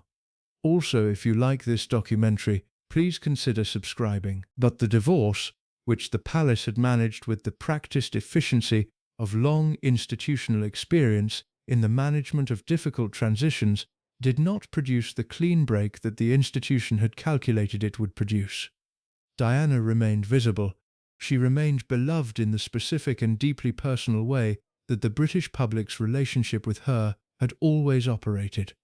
Not as an institutional affection, not as the respectable and managed regard that the monarchy's traditional public relations machinery generated in its audience, but as something more immediate and more personal and more fiercely protective than that. She remained, in the public's understanding of itself and its relationship to the institutions that were supposed to serve it, the person on the right side of the story. And Charles and Camilla, in that same public understanding, remained on the other side. Camilla was, in the years of the mid-1990s, in a position of extraordinary personal difficulty. The public hostility toward her was not merely the routine hostility of tabloid demonization, not the manageable and temporary discomfort of a celebrity reputation problem. It was the specific and deeply felt fury of a public that had loved Diana and that had been told, in terms too clear to misread, that this woman was responsible for what had been done to her. The protests outside Camilla's house, the shouting in the streets when she appeared in public, the raw eggs thrown at her car in a Wiltshire supermarket in February of 1995, an incident so specific and so visceral in its expression of public hostility that it stands as one of the most revealing documents of the specific quality of the feeling that the British public had organised around the specific figure of Camilla Parker Bowles in those years. She was hated, not with the abstract hatred of a public for a public figure it has decided to disapprove of, with the specific and personal and almost domestic hatred that people reserve for the person who they believe has destroyed something they loved. She managed it in the specific and quietly determined way that the accounts of people who knew her in those years consistently describe, not with drama, not with public complaint, not with the appeals to public sympathy that the situation might have been thought to invite, and that the palace's advisers would certainly have counselled against, even if Camilla had been inclined toward them. She managed it with the specific and characteristic quality of a woman who had been shaped by a world that regarded the management of difficulty as a private matter and the public display of suffering as a form of self-indulgence, and who had the interior resources of someone whose formation had given her something that Charles's formation had not given him, a stable and grounded sense of herself that the hostility of the world around her could batter but could not fundamentally destabilize. She was not enjoying it. The accounts of the people who were close to her in those years describe someone who was genuinely and deeply affected by the sustained public condemnation, who was not the impervious and calculating figure of the tabloid version, but a person of genuine feeling who was absorbing genuine pain. But she was managing it, she was waiting, and the waiting, which required a patience and a certainty in the eventual outcome that the specific circumstances of those years would have made difficult to sustain in anyone with a less grounded sense of where the story was going, was the specific and ultimately vindicated quality that defined her in those years more than anything else. The rehabilitation project began tentatively and almost invisibly in 1996 and 1997, as Charles's advisers began the careful and gradual work of constructing, for the public, a version of the Charles and Camilla connection that was amenable to the eventual conclusion that the advisers understood was necessary. The conclusion that the connection was going to be permanent, was going to be formalized, and was going to require the public to accept it in some form that fell short of the outright rejection that the public's current feeling suggested it was inclined toward. The project was tentative because the timing was delicate and the public mood was volatile, and the specific and dominant figure of Diana, her continued visibility, her continued public warmth, her extraordinary and somewhat unprecedented ability to command the emotional attention of the British public in a way that left very little room for any competing royal narrative, made the tentative beginning of the rehabilitation project feel, in the specific context of 1996 and 1997, rather like attempting to light a candle in the immediate vicinity of a very large fire. Then the fire went out, in the most terrible and the most complete and the most permanent way that fires go out. In a tunnel in Paris, on the 31st of August 1997, at 1:23 in the morning, the fire went out, and everything changed. Again. In a way that nobody had planned and nobody had managed, and nobody, not Charles, not Camilla, not the palace, not the public, not the press that had been chasing Diana's car through the Paris streets with the specific and uncontainable appetite of an industry that had lost, somewhere in the preceding years, any residual sense of the boundary between the pursuit of a story and the creation of one, had been prepared for. There are moments in history that divide everything that precedes them from everything that follows them with a completeness so total that the before and the after feel like different worlds, feel like the past and the present of two different timelines, two different versions of the same story, in which the one fact of the moment's occurrence has rerouted everything. The 31st of August 1997 is one of those moments. Diana Spencer, Princess of Wales, died in a car crash in the Pont de l'Alma tunnel in Paris at 1:23 in the morning. She was 36 years old. She had been in the car with Dodi Fade, the Egyptian film producer she had been involved with in the final weeks of her life, and with the driver Henry Paul, who had been drinking, and with her bodyguard Trevor Rees-Jones, who was the only person in the car to survive. The car had been pursued through the streets of Paris by photographers on motorcycles, photographers who were part of the specific and relentless industry of celebrity pursuit that Diana had been the central subject of for the entirety of her public life, and that had not, in the 14 months since her divorce from Charles, retreated in its intensity or its invasiveness or its absolute indifference to the humanity of its subject. She was pronounced dead at 4 in the morning at the Pitié-Salpêtrière Hospital. The world learned at approximately 5:30 in the morning, and the world's response, the specific and overwhelming and collectively expressed grief that the news of Diana's death generated in Britain and across the globe in the hours and days and weeks that followed, was unlike anything that the modern world had seen before and has not seen since in quite the same form or the same intensity or the same quality of personal devastation that distinguished it from ordinary public mourning and made it something that required, and still requires, a different vocabulary than the one that the language of public grief normally provides. Charles was at Balmoral when he received the news. He was at Balmoral with his sons, William, who was 15, and Harry, who was 12, and the specific and unimaginable quality of what the following hours required of him, the requirement of a father to receive and to respond to, and to help his children receive and respond to, the information that their mother was dead, is a dimension of that night that the historical record has not always been adequately attentive to in its understandable focus on the institutional and reputational dimensions of what followed. He was a father. His children's mother had just died, and whatever the history between him and Diana, whatever the specific and complicated and very well documented ways in which their marriage had damaged both of them, and both of them had in turn damaged each other, the fact of her death, and the fact of his children's loss, and the fact of what was required of him in the hours immediately following the news, is a human fact that exists independently of the institutional calculation and the reputational management and the specific public fury about the palace's response to the death that would develop across the days that followed. He flew to Paris to bring her body home. He made that journey, the specific and private and genuinely agonizing journey of a man who had been at war with his ex-wife for the better part of a decade and who was now on an airplane to collect her body, with a composure and a dignity that the people who accompanied him describe as genuine rather than performed. The composure not of emotional suppression, but of a man who had stepped, in the hours since the news, into the only mode available to him in a situation of this size, the mode of doing what was required, because the doing was the only form of engagement that the magnitude of the thing permitted.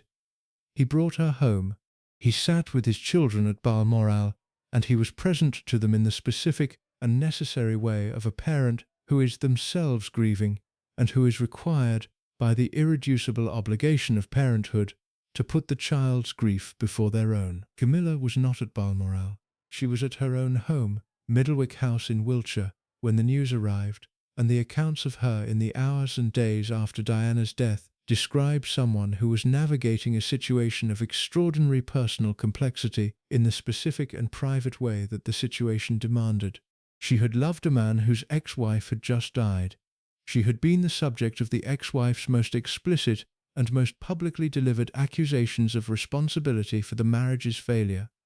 She was, in the specific public understanding of the moment, the person who many of the millions of people expressing their grief for Diana held responsible.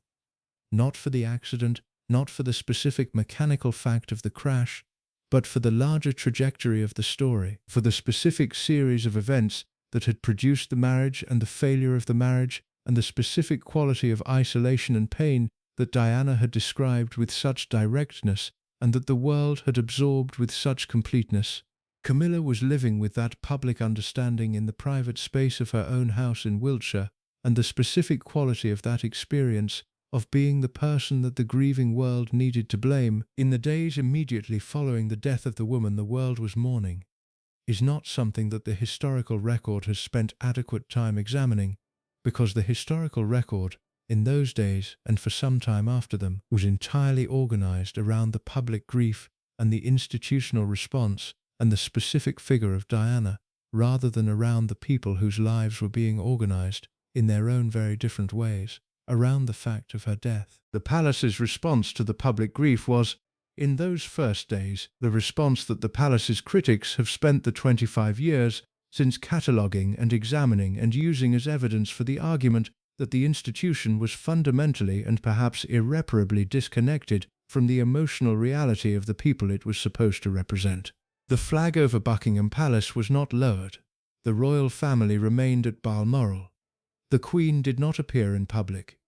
The palace issued statements that were correct in their language and entirely inadequate in their emotional register, statements that communicated the institution's assessment of the appropriate form of its response, rather than any genuine engagement with the specific quality of what was being felt in the streets outside its gates, where the flowers were accumulating and the people were weeping, and the specific and overwhelming public grief was acquiring, as the days passed without an adequate institutional response, a quality of anger as well as sorrow, a quality of accusation directed at the palace, that the palace's continued silence and continued distance was confirming rather than dispelling. The Queen came to London on the 5th of September. She appeared outside the gates of Buckingham Palace, and she looked at the flowers, and she accepted the condolences of the people who had gathered there, and she made, in the broadcast to the nation that evening, the specific and somewhat agonized public acknowledgement that the days of silence had required of her, the acknowledgement of Diana's life and Diana's qualities and Diana's extraordinary ability to connect with people, delivered in the language of the Queen rather than the language of Diana, but delivered, this time, without the institutional management that had produced the specific and disastrous inadequacy of the preceding days. It was received by a public that needed something, anything, from the institution it was angry with, and it was received as sufficient in the moment to shift the temperature of the public feeling from the specific and dangerous quality of fury that the preceding days had been building toward to something more manageable and less likely to produce the specific and institutional consequences that the palace had, with very good reason, been most afraid of. Diana's funeral was on the 6th of September 1997. Elton John sang. Earl Spencer, Diana's brother, delivered the eulogy that contained the specific and pointed accusation of the palace and the institution that the watching world received as the articulation of everything it had been feeling, the accusation that Diana had been hunted, had been damaged, had been failed by the very institutions that should have protected her, and that her death was the consequence not merely of a car crash in a Parisian tunnel, but of a sustained and systematic exposure to forces that the institutions of her life had failed to adequately shield her from. The accusation was received in the specific moment of the funeral and the specific emotional temperature of the crowds who lined the route and of the millions who watched on television, with an ovation that rang through Westminster Abbey in a way that ovations never ring through Westminster Abbey, and that told the watching world, with the unambiguous clarity of a sound that cuts through all the management and all the protocol and all the institutional choreography of a state occasion, exactly what the public felt. Charles sat in the Abbey, and he listened to the ovation, and the accounts of the people who observed him in that moment describe something that defies the simple characterization that the tabloid version of the event has consistently tried to impose on it. He was not, in that moment, the villain receiving his comeuppance. He was not the guilty man hearing the verdict. He was a man who had loved a woman in a complicated and costly and ultimately destructive way, who had watched the destruction with the specific horror of someone who understands their own contribution to it, but who cannot reach back through the years to undo the contribution, who had just attended the funeral of the mother of his children, and who was sitting in the most public place in England, listening to the public articulation of everything that had gone wrong, and of his own role in the going wrong, and doing all of this with the composure that his formation had always required of him, and that his formation had, whatever its costs, always provided. He managed. He continued. He performed the composure, but underneath the composure The accounts of the people who knew him best in the days and weeks after Diana's death described something that the performance concealed, and that the performance was never going to be able to conceal entirely from the people sufficiently close to observe it. He was devastated, not with the simple grief of a man who has lost a woman he loved. The relationship between them had long since passed the point where that was the operative feeling, but with the specific and complex devastation of a man who has been present for something that went very wrong in ways that he contributed to, who has watched the consequences of his choices play out to the most extreme possible conclusion, and who is now required to live with those consequences in the specific and public way of someone whose life does not permit the private working through of private reckoning. He was required to be king one day. He was required to be a father right now, today, to two boys who had just lost their mother. He was required to be the Prince of Wales in a country that was, in the days after Diana's death, organized around the expression of its grief and its anger in ways that included, as a significant component, the anger at Charles and the anger at Camilla and the anger at the institution that they both represented. He was required to continue. He continued. And Camilla in Wiltshire waited. She waited for the fury to exhaust itself, as she had been waiting through all the preceding years of the public fury, with the specific and patient certainty of a woman who understood that the story was not over and who had the interior resources to sustain the waiting, even when the waiting was conducted in the specific and extraordinarily difficult circumstances of the immediate aftermath of Diana's death. She waited. It was by any measure the hardest waiting she had yet been required to do, and it was not over. The question that the palace faced in the months after Diana's death was the question that every institution faces when the event it has been most afraid of has finally occurred, and has proven to be, in its actual dimensions, even larger and more consequential than the institution's fear had imagined.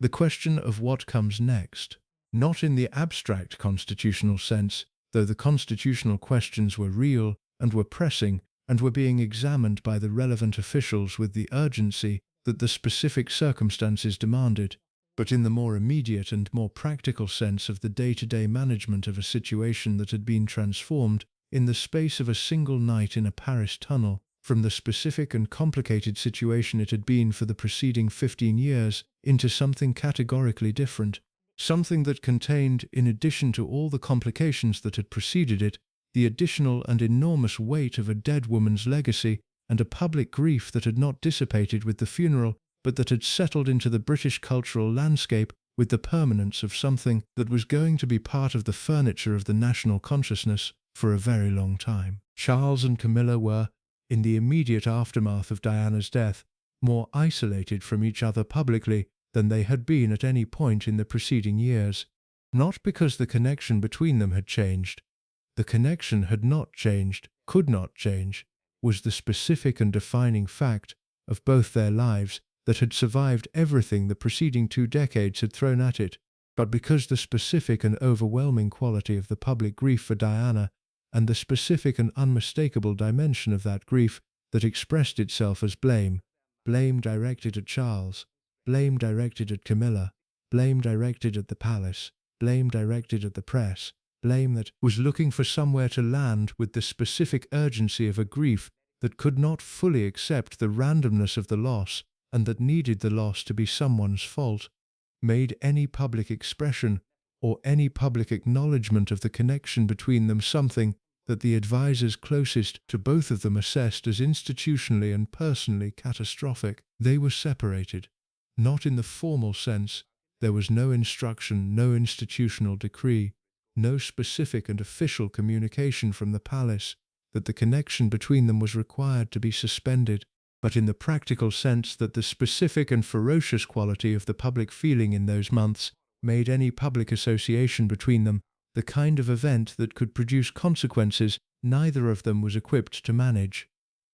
She went to her home in Wiltshire. He remained at Highgrove, at Balmoral, within the specific geography of the royal estates that the institution provided as the environment for the continuation of his life and his public duties. They spoke, they wrote, They maintained the connection in the private register that the circumstances required through the specific and now practiced mechanisms of a relationship that had spent 20 years being maintained in conditions of concealment, and that was therefore, whatever the specific difficulty of these particular conditions, not without the resources that sustained maintenance under difficult circumstances requires. Highgrove was the centre of the private world that Charles and Camilla had constructed across the years of their connection. The country house in Gloucestershire that Charles had purchased in 1980, and that had become, across the years of his marriage to Diana and the years after it, the specific and private space in which the reality of his life, as distinct from the performance of his public role, was most fully permitted to exist. The gardens at Highgrove are perhaps the most complete and most genuine expression of Charles's character that the public record provides access to. Not the carefully managed expressions of the public engagements and the official speeches and the institutional performances of royalty, but the specific and deeply personal product of a man's engagement with something he genuinely loves, pursued over decades with the passionate consistency of someone who has found in the creation of a garden the specific form of making that his formation has equipped him for, and that the other available outlets for his considerable creative and intellectual energy have not always been able to provide. Camilla understood Highgrove. She understood it in the specific way of a woman who had grown up in the same English countryside tradition that the gardens at Highgrove expressed, who had the same instinctive relationship to the land and the seasons and the specific pleasures of the English country life that Charles had developed through his formation at Balmoral and Sandringham, and who was therefore, in the environment of Highgrove, not a visitor to someone else's world, but a participant in a shared one. She gardened with him. She understood what he was trying to create and why he was trying to create it, and what the specific plants and the specific arrangements of the garden meant to him, and the understanding was not the performed appreciation of someone who is present in a space out of obligation, but the genuine engagement of someone for whom the space is in its own right meaningful. This shared engagement with the specific and private world of Highgrove was, alongside the shared humour and the shared ease of conversation, one of the foundational dimensions of the connection between them, the dimension that is easiest to overlook in the public account of the relationship, which has always been more interested in its dramatic and scandalous dimensions than in its ordinary ones. But that is in many respects the most revealing dimension of all. They were at home together, in the specific and quiet and genuinely meaningful sense of the word, at home. The rehabilitation project began in earnest in 1998, and it was managed with a care and a deliberateness and a long-term strategic thinking that represented, in certain respects, the most sophisticated piece of royal image management since the monarchy's reinvention in the aftermath of the abdication crisis 60 years earlier. The people responsible for the management, Mark Boland, who had been appointed as Charles's deputy private secretary and who would become the primary architect of the rehabilitation strategy, and the small team of advisers who worked with him, understood with clarity and realism the specific dimensions of the task they were undertaking.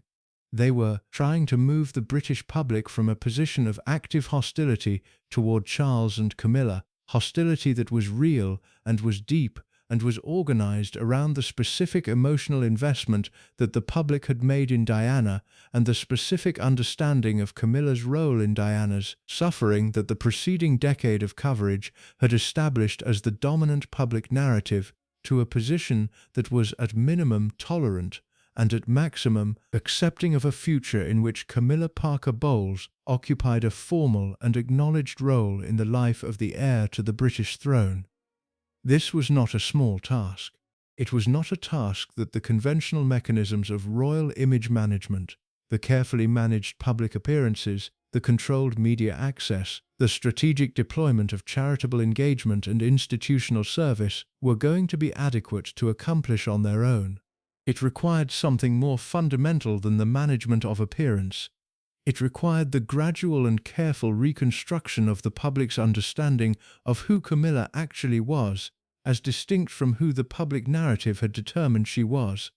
and the gradual and careful introduction of that reconstructed understanding into the public consciousness in a way that was sufficiently incremental to avoid the specific defensive response that a too rapid or too dramatic reversal of established narrative always generates in the audience it is attempting to persuade. The strategy was brilliant in its conception and patient in its execution, and it deserves to be examined honestly, because the honesty of the examination reveals something important about the specific mechanics of how powerful institutions manage public understanding, and about the specific ways in which the management of public understanding differs from, and in certain respects is in tension with, the provision of honest information to the public that the institution is managing. The rehabilitation of Camilla Parker Bowles in the years between 1997 and 2005 was not a process of making the public understand the truth of who she was. It was a process of making the public accept a version of who she was that was sufficiently positive to permit the specific institutional outcome, the formalization of the relationship, and ultimately the marriage, that the management was designed to produce. The distinction matters, not because the version of Camilla that the management produced was false. Much of it was genuine, reflecting real qualities of character and real dimensions of the woman that the preceding tabloid demonization had obscured. But because the management was management, strategic, deliberate, outcome-oriented, and the honest account of it requires this dimension to be present alongside the acknowledgement of the genuine qualities it was working to make visible. The Ritz, the 28th of January 1999. Camilla Parker Bowles' 50th birthday party held at the Ritz Hotel in London, and the moment that the rehabilitation project chose as the occasion for its first major public declaration, the first time that Charles and Camilla were photographed together, publicly, in front of cameras that had been placed there with the full knowledge and the full cooperation of the advisors who had decided that this was the moment, and this was the setting, and this was the specific and careful framing in which the first public acknowledgement of the relationship could be managed most effectively. They walked out of the Ritz together, they were photographed by the assembled press, they were smiling, both of them together in public, for the first time in the full knowledge that the photographs were going to be on the front pages of every newspaper in the country the following morning. The photographs were exactly what the advisors had intended them to be: warm, ordinary, the specific quality of two people in each other's company who are comfortable there. Not the dramatic or defensive imagery of two people bracing themselves for the public's response, not the guilty or apologetic imagery of two people who understand themselves to be doing something that requires the performance of contrition. Simply the imagery of two people who are together and who are not, for the first time in a very long time, pretending otherwise. The public response was not the explosion of fury that the more pessimistic of the advisors had feared. It was not the warm acceptance that the most optimistic had hoped for. It was something in between, the specific and somewhat grudging acknowledgement of a fact that the public had known for years, and that it was now, in the specific circumstances of its being formally and publicly presented with the fact, required to assess in the cold light of its own intelligence, rather than the emotional heat of the preceding years. The assessment was complicated. The public was complicated. The public, which had organized its feeling about Camilla around the specific and powerful narrative of Diana's suffering, was not going to be moved from that feeling by a single photograph outside the Ritz, however carefully managed the photograph, and however genuine the warmth it captured. But it was also not going to maintain the specific and active fury of the earlier years indefinitely, in the absence of the sustaining presence of Diana herself, who had been the organizing center of the public's feeling about everything, and whose absence had left a space that the feeling was going to have to find a new configuration to occupy. The years between 1999 and 2005 were the years of the slow and careful and consistently managed rehabilitation. The years in which Camilla was introduced with the deliberate incrementalism of a project that understood it was attempting to move a very large object, and that therefore required the application of sustained force over a long period, rather than the dramatic gesture that would be most visible and least effective. She began to appear at Charles's official engagements, not initially at the central and most formal engagements, not at the occasions whose specific constitutional and symbolic weight would have made her presence too large a statement too early, but at the peripheral and the semi-official and the charitable.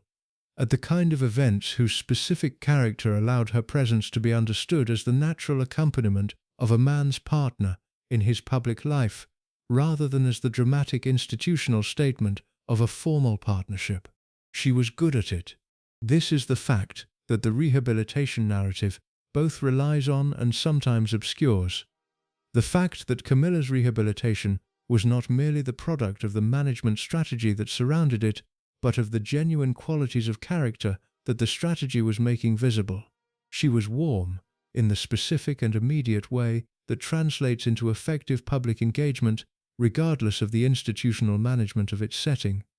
The warmth that was real, that did not require performance, that communicated itself to the people she met with the unmistakable quality of something that is not being manufactured in the moment for the benefit of the cameras.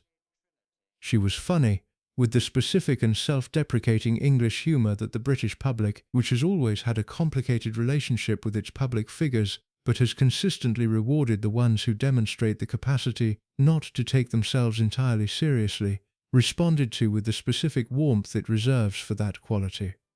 She was, in the public settings of the rehabilitation period, recognizably and entirely herself, not the carefully constructed and institutionally managed persona of a royal figure who has been taught to present a version of themselves optimized for public consumption, but a person with the specific and genuine characteristics of who she actually was, allowed, perhaps for the first time in her public life, to simply be those things without the specific and distorting pressure of concealment. She met William and Harry. The meeting, or rather the series of meetings, the gradual and careful introduction of the woman their father loved to the sons of the woman whose death had been organized,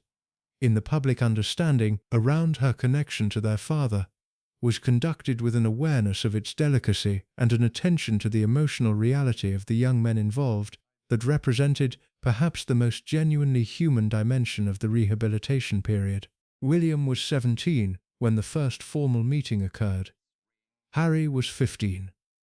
They were adolescent boys who had lost their mother 2 years earlier under circumstances of extraordinary public and private trauma, who had grown up in the full knowledge of their father's connection to this woman and of the role that connection had played in the public narrative of their parents' failing marriage,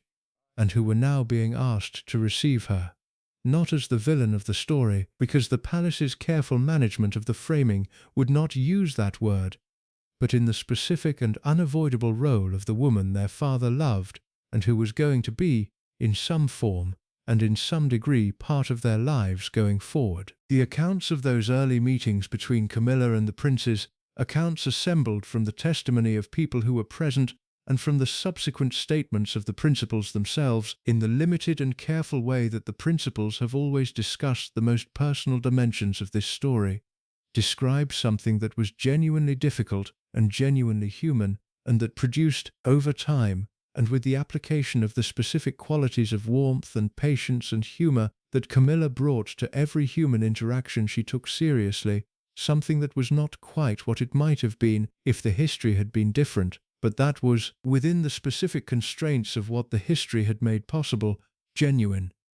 William was cautious. He was cautious with the specific caution of a young man who had his mother's capacity for feeling and his father's capacity for self-protection, and who was deploying both in the management of a situation that activated both with equal urgency. He was not hostile, at least not in any way that the accounts of the early meetings describe as visible,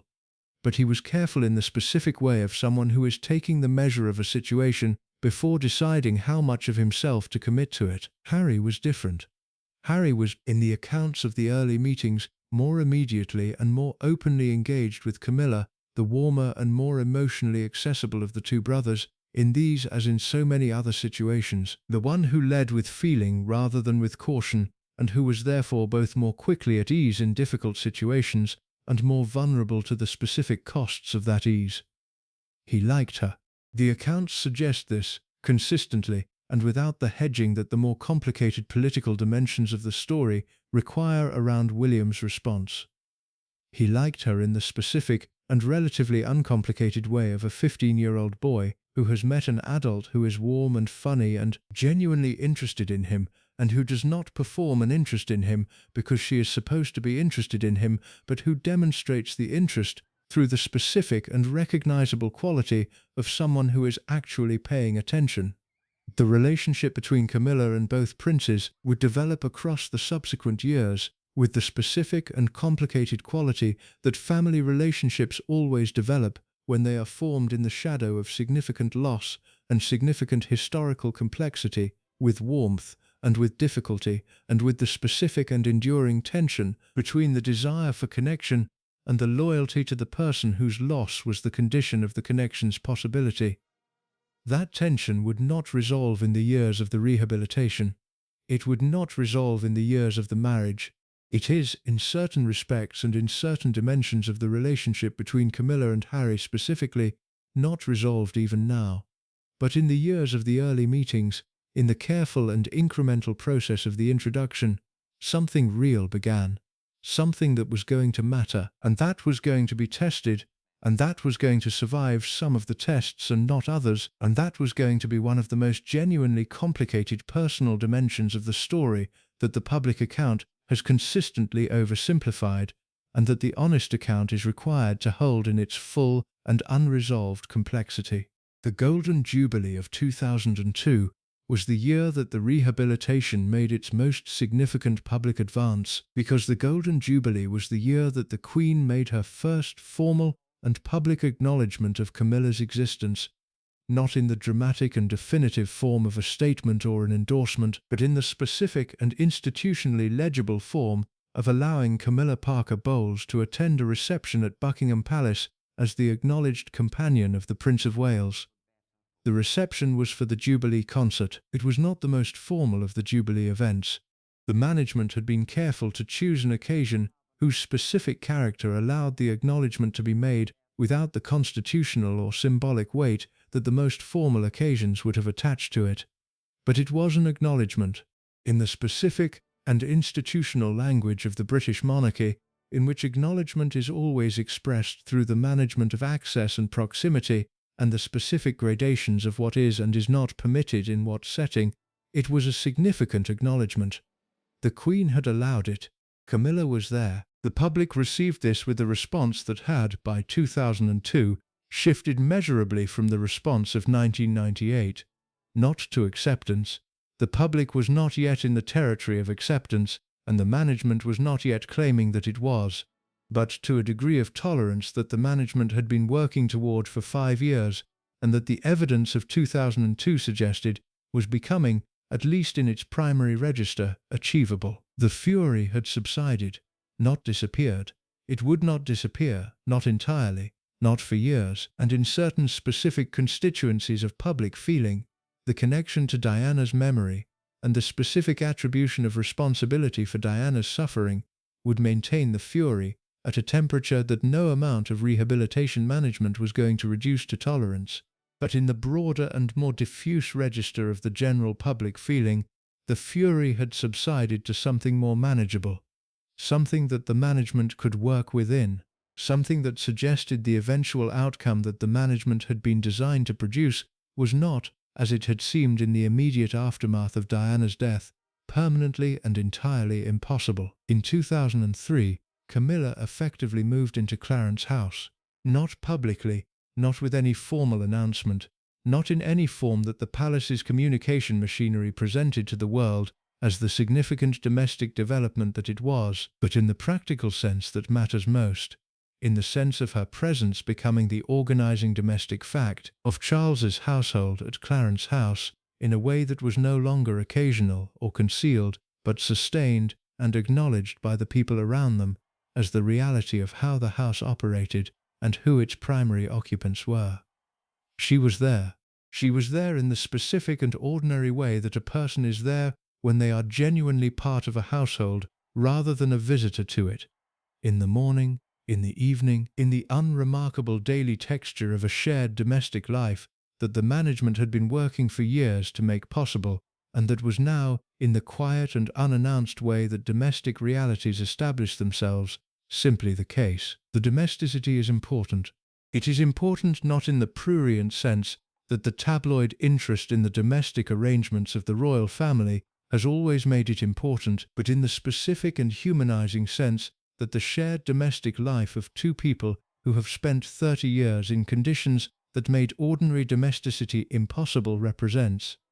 They were in Clarence House in 2003, simply living together in the specific and mundane and genuinely extraordinary sense of two people who had been in love for 30 years and who had spent most of those 30 years being required to manage that love in conditions specifically designed to prevent its ordinary expression. The morning and the evening and the shared meals and the garden and the television and the dogs and the specific and unremarkable texture of a shared life.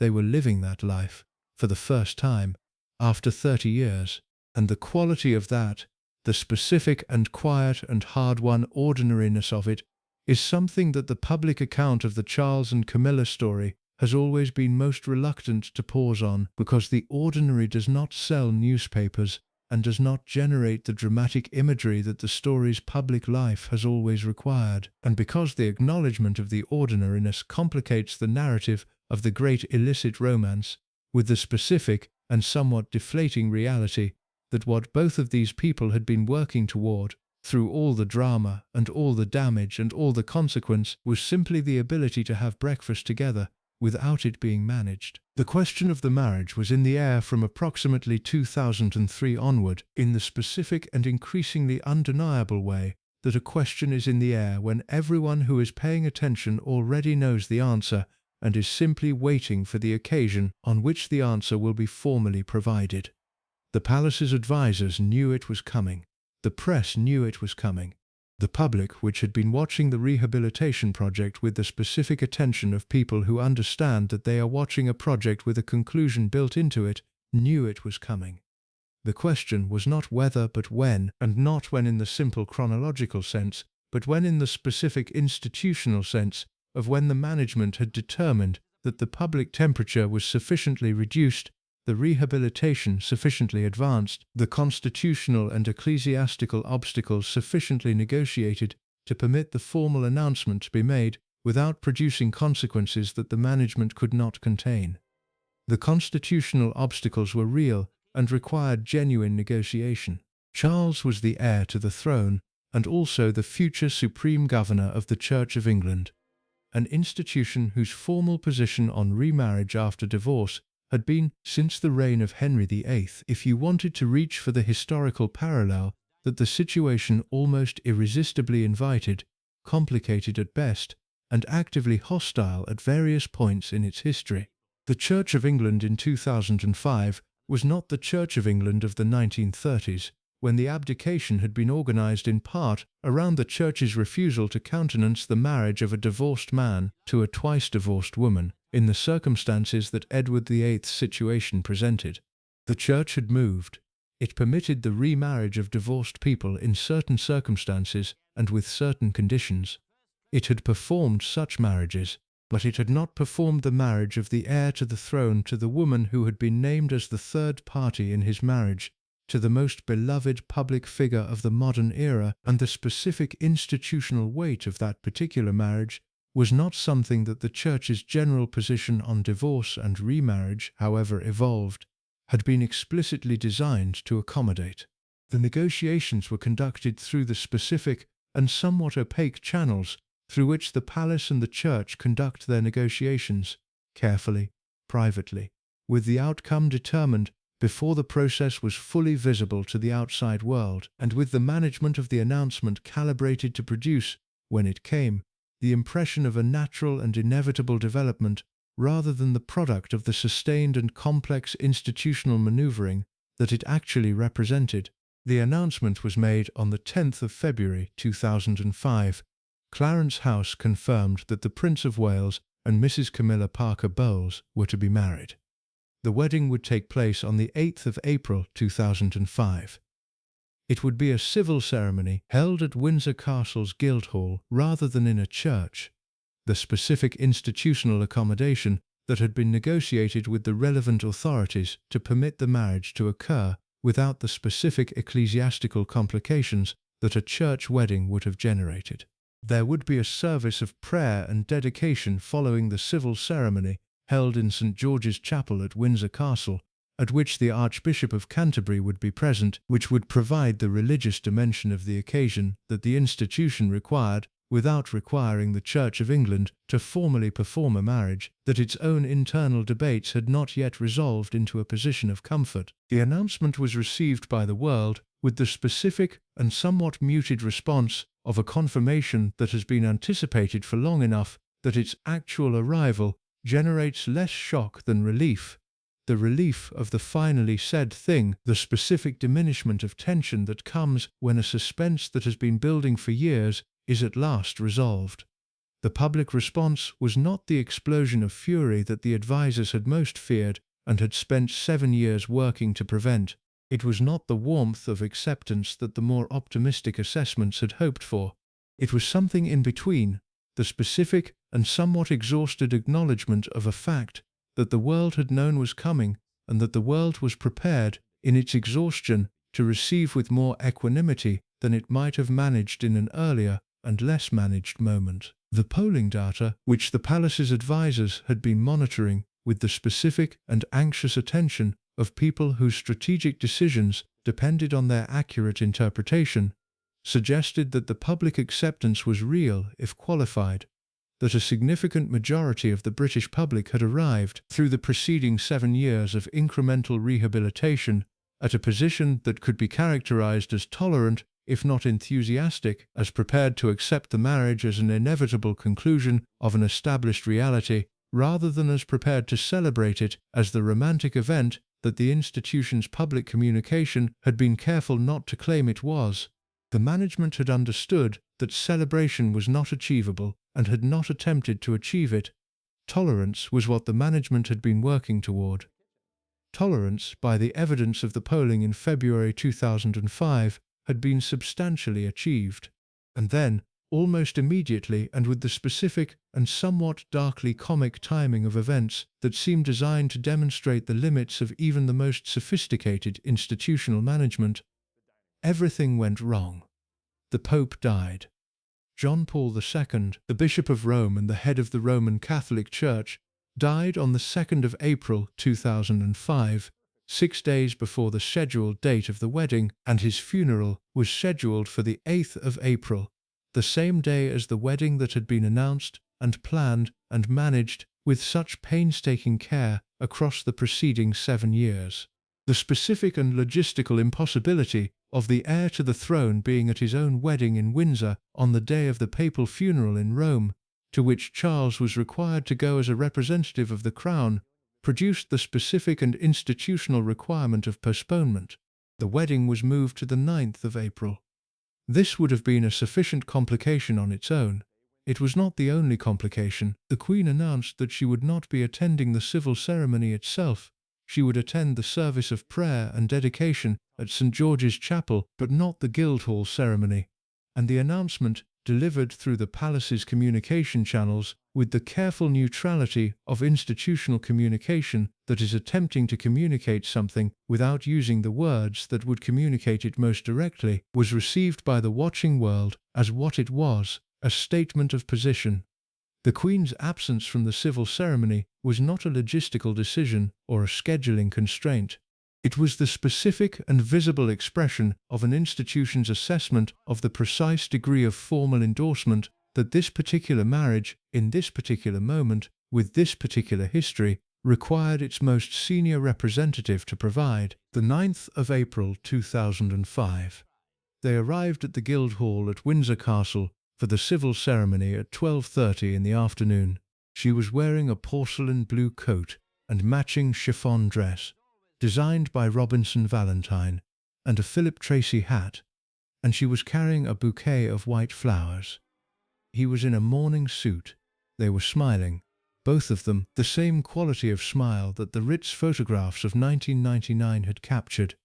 the smile of two people who are comfortable in each other's company and who are, in this specific and long-anticipated and very hard-won moment, something that the word comfortable does not quite capture. They were relieved. They were, after 35 years of the specific and sustained difficulty of loving each other in conditions that made the ordinary expression of that love so consistently and so consequentially complicated,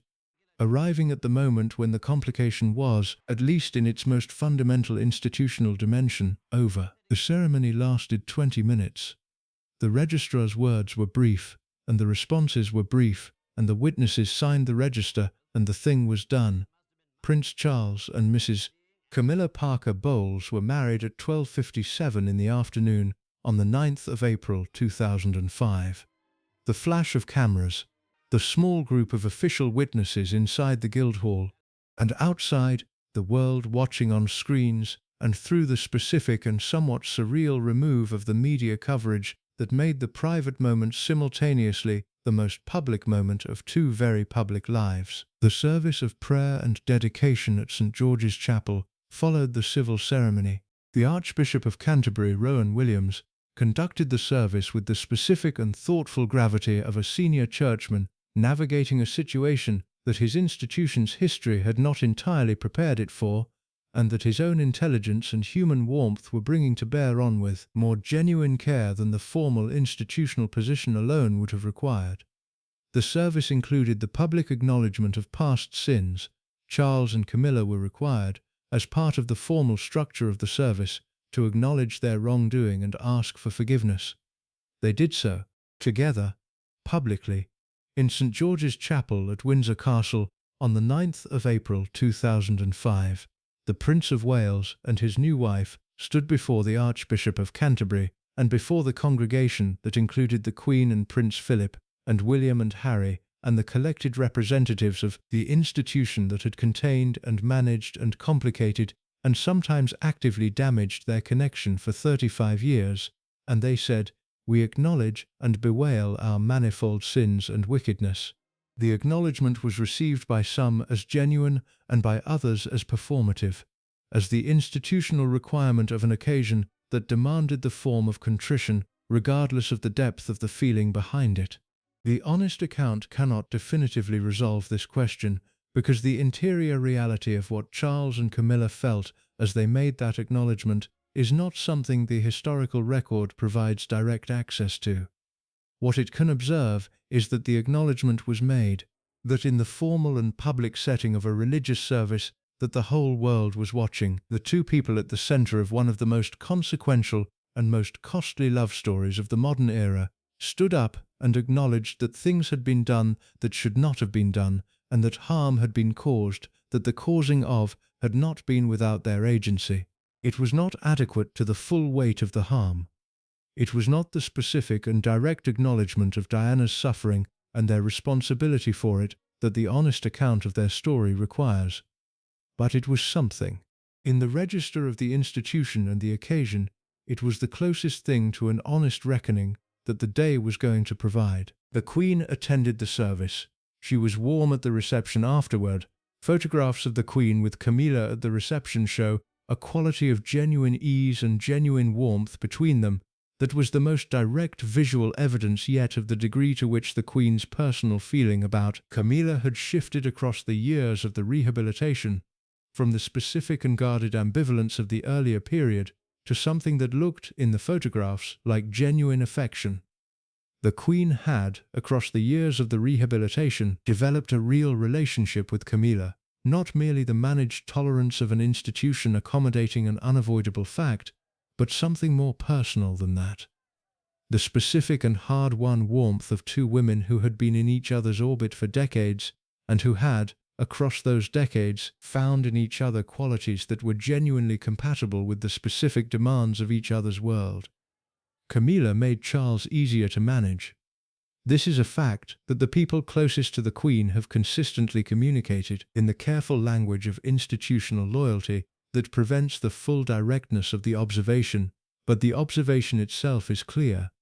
Charles, in the presence of Camilla, was a more settled, more manageable, more institutionally functional version of the specific and difficult person that he had always been, and the Queen, who had spent decades managing the specific and difficult person that Charles was, had a fully rational basis for the warmth she felt toward the woman who made that managing less necessary. William was there. He stood with his father and his new stepmother on the steps of Windsor Castle in the photographs that went around the world, and his expression in those photographs has been examined and analyzed and interpreted across the years since, with the specific intensity that the public brings to the faces of people who are navigating situations of genuine complexity in full public view.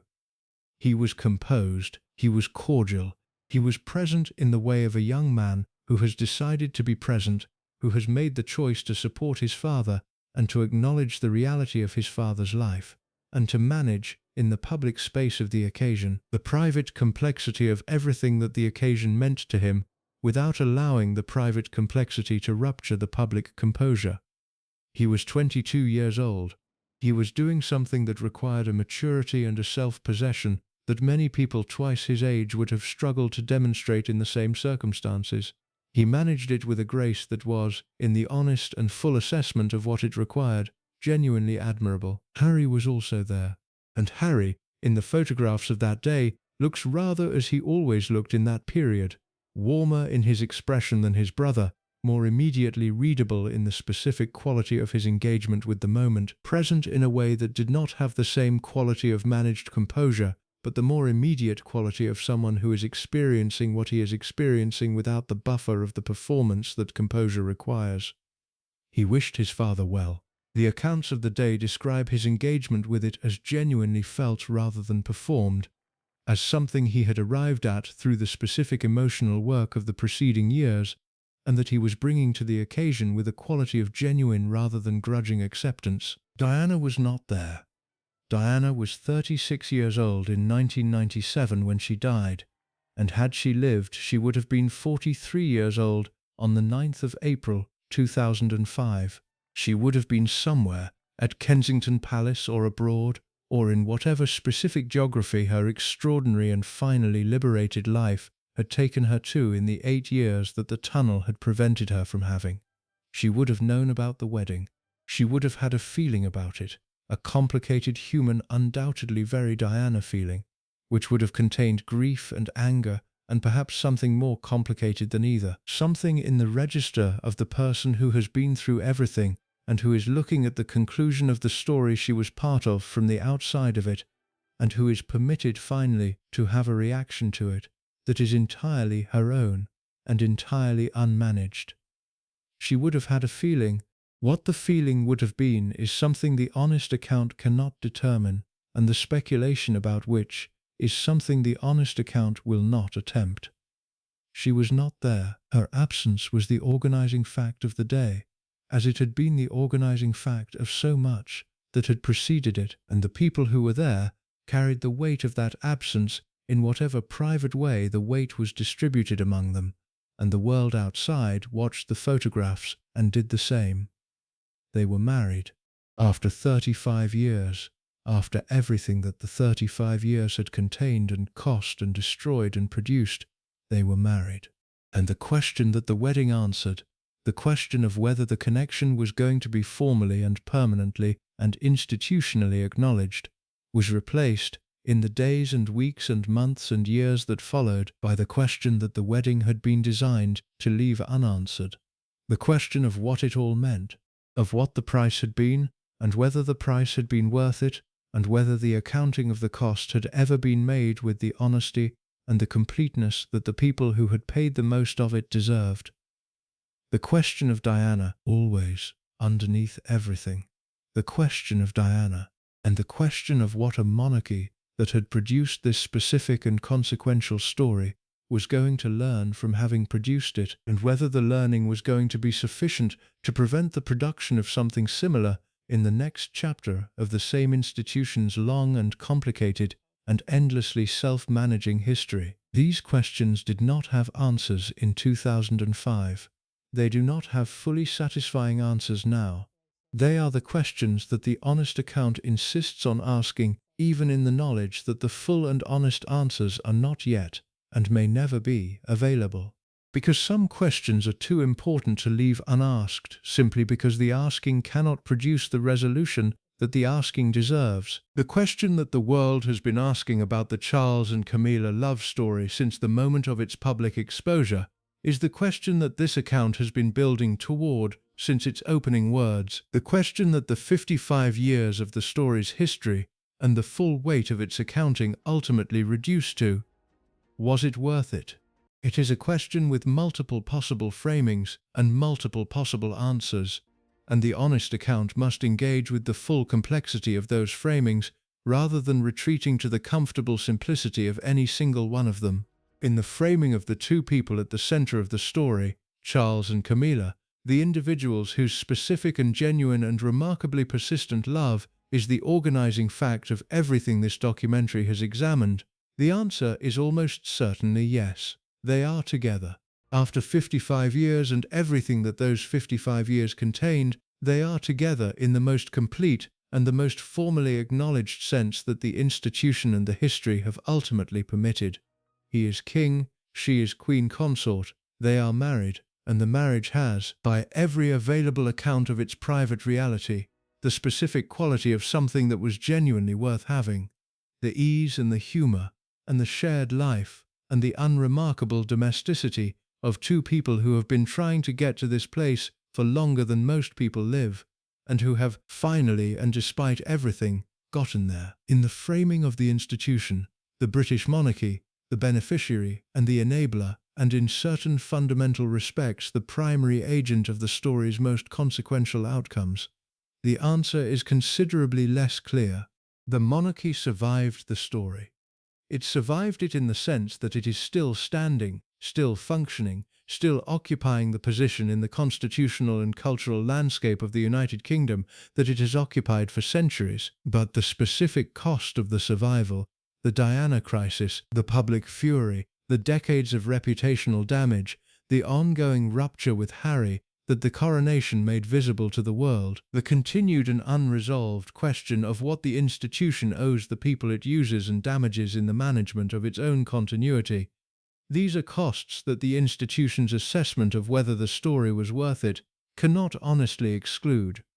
The monarchy got through it. Whether getting through it has made it better, more honest, more genuinely responsive to the human reality of the people it contains and the people it serves.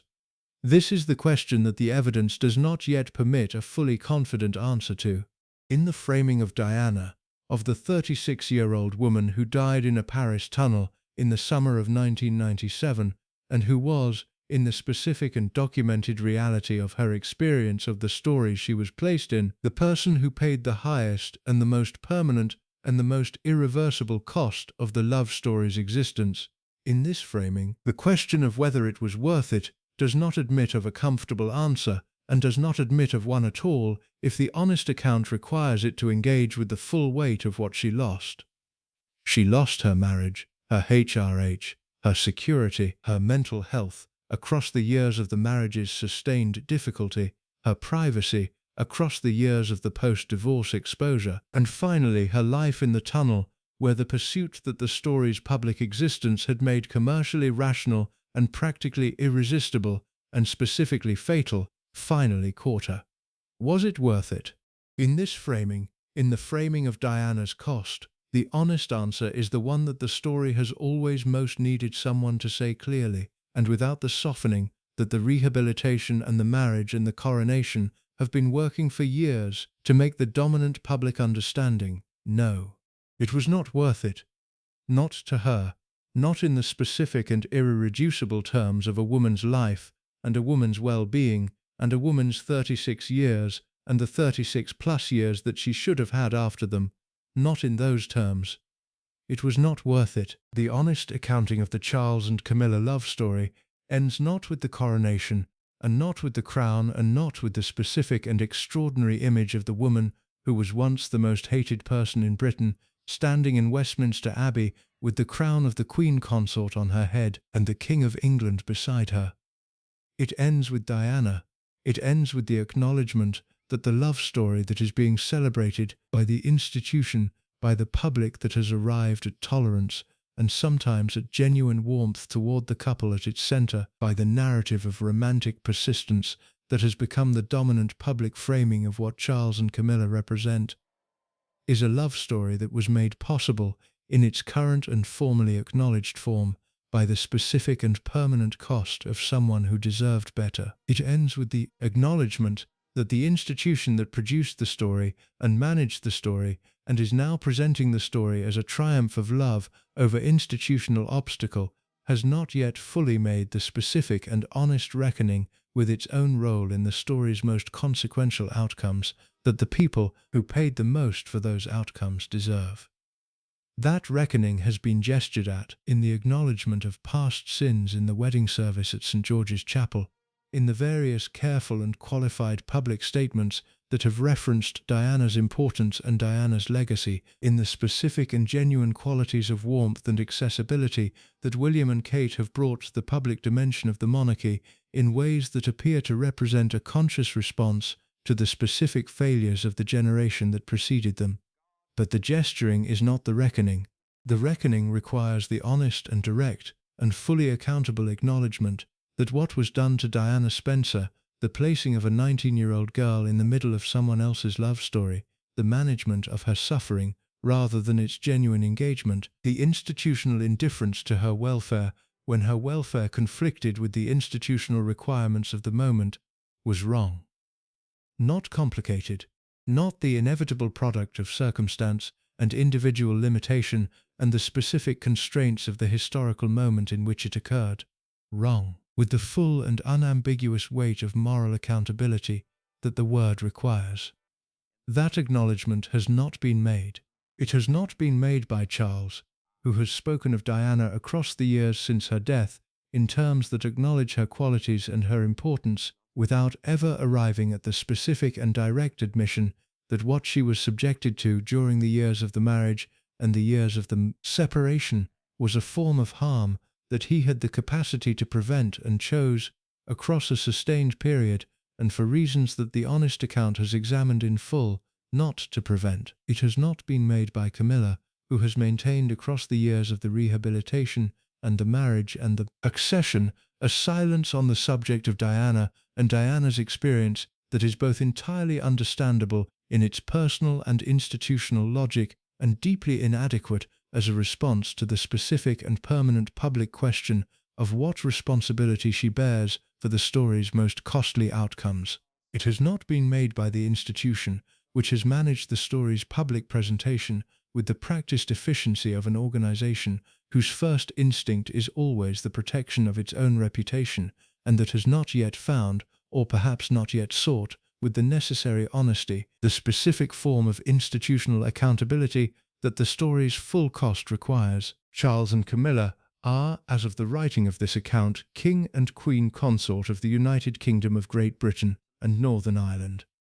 They are together, they are public, they are performing the role that 55 years of love and complication and damage and persistence have ultimately brought them to, with the specific quality of two people who have earned in the most costly and the most complicated of ways the right to be where they are, and who understand, in the specific and private way of people who have been through everything this account has described, the full weight of what the being there has required. The love story is over, in the sense that its organizing drama, the question of whether they would be permitted to be together, formally and permanently, and in the full acknowledgement of the institution and the world, has been answered. It is not over in the sense of its consequences, which continue to play out in the relationship between the institution and Harry, in the ongoing and unresolved question of what the monarchy owes the people it uses, in the specific and permanent absence of Diana from the world that her sons and her grandchildren and the public that loved her are living in,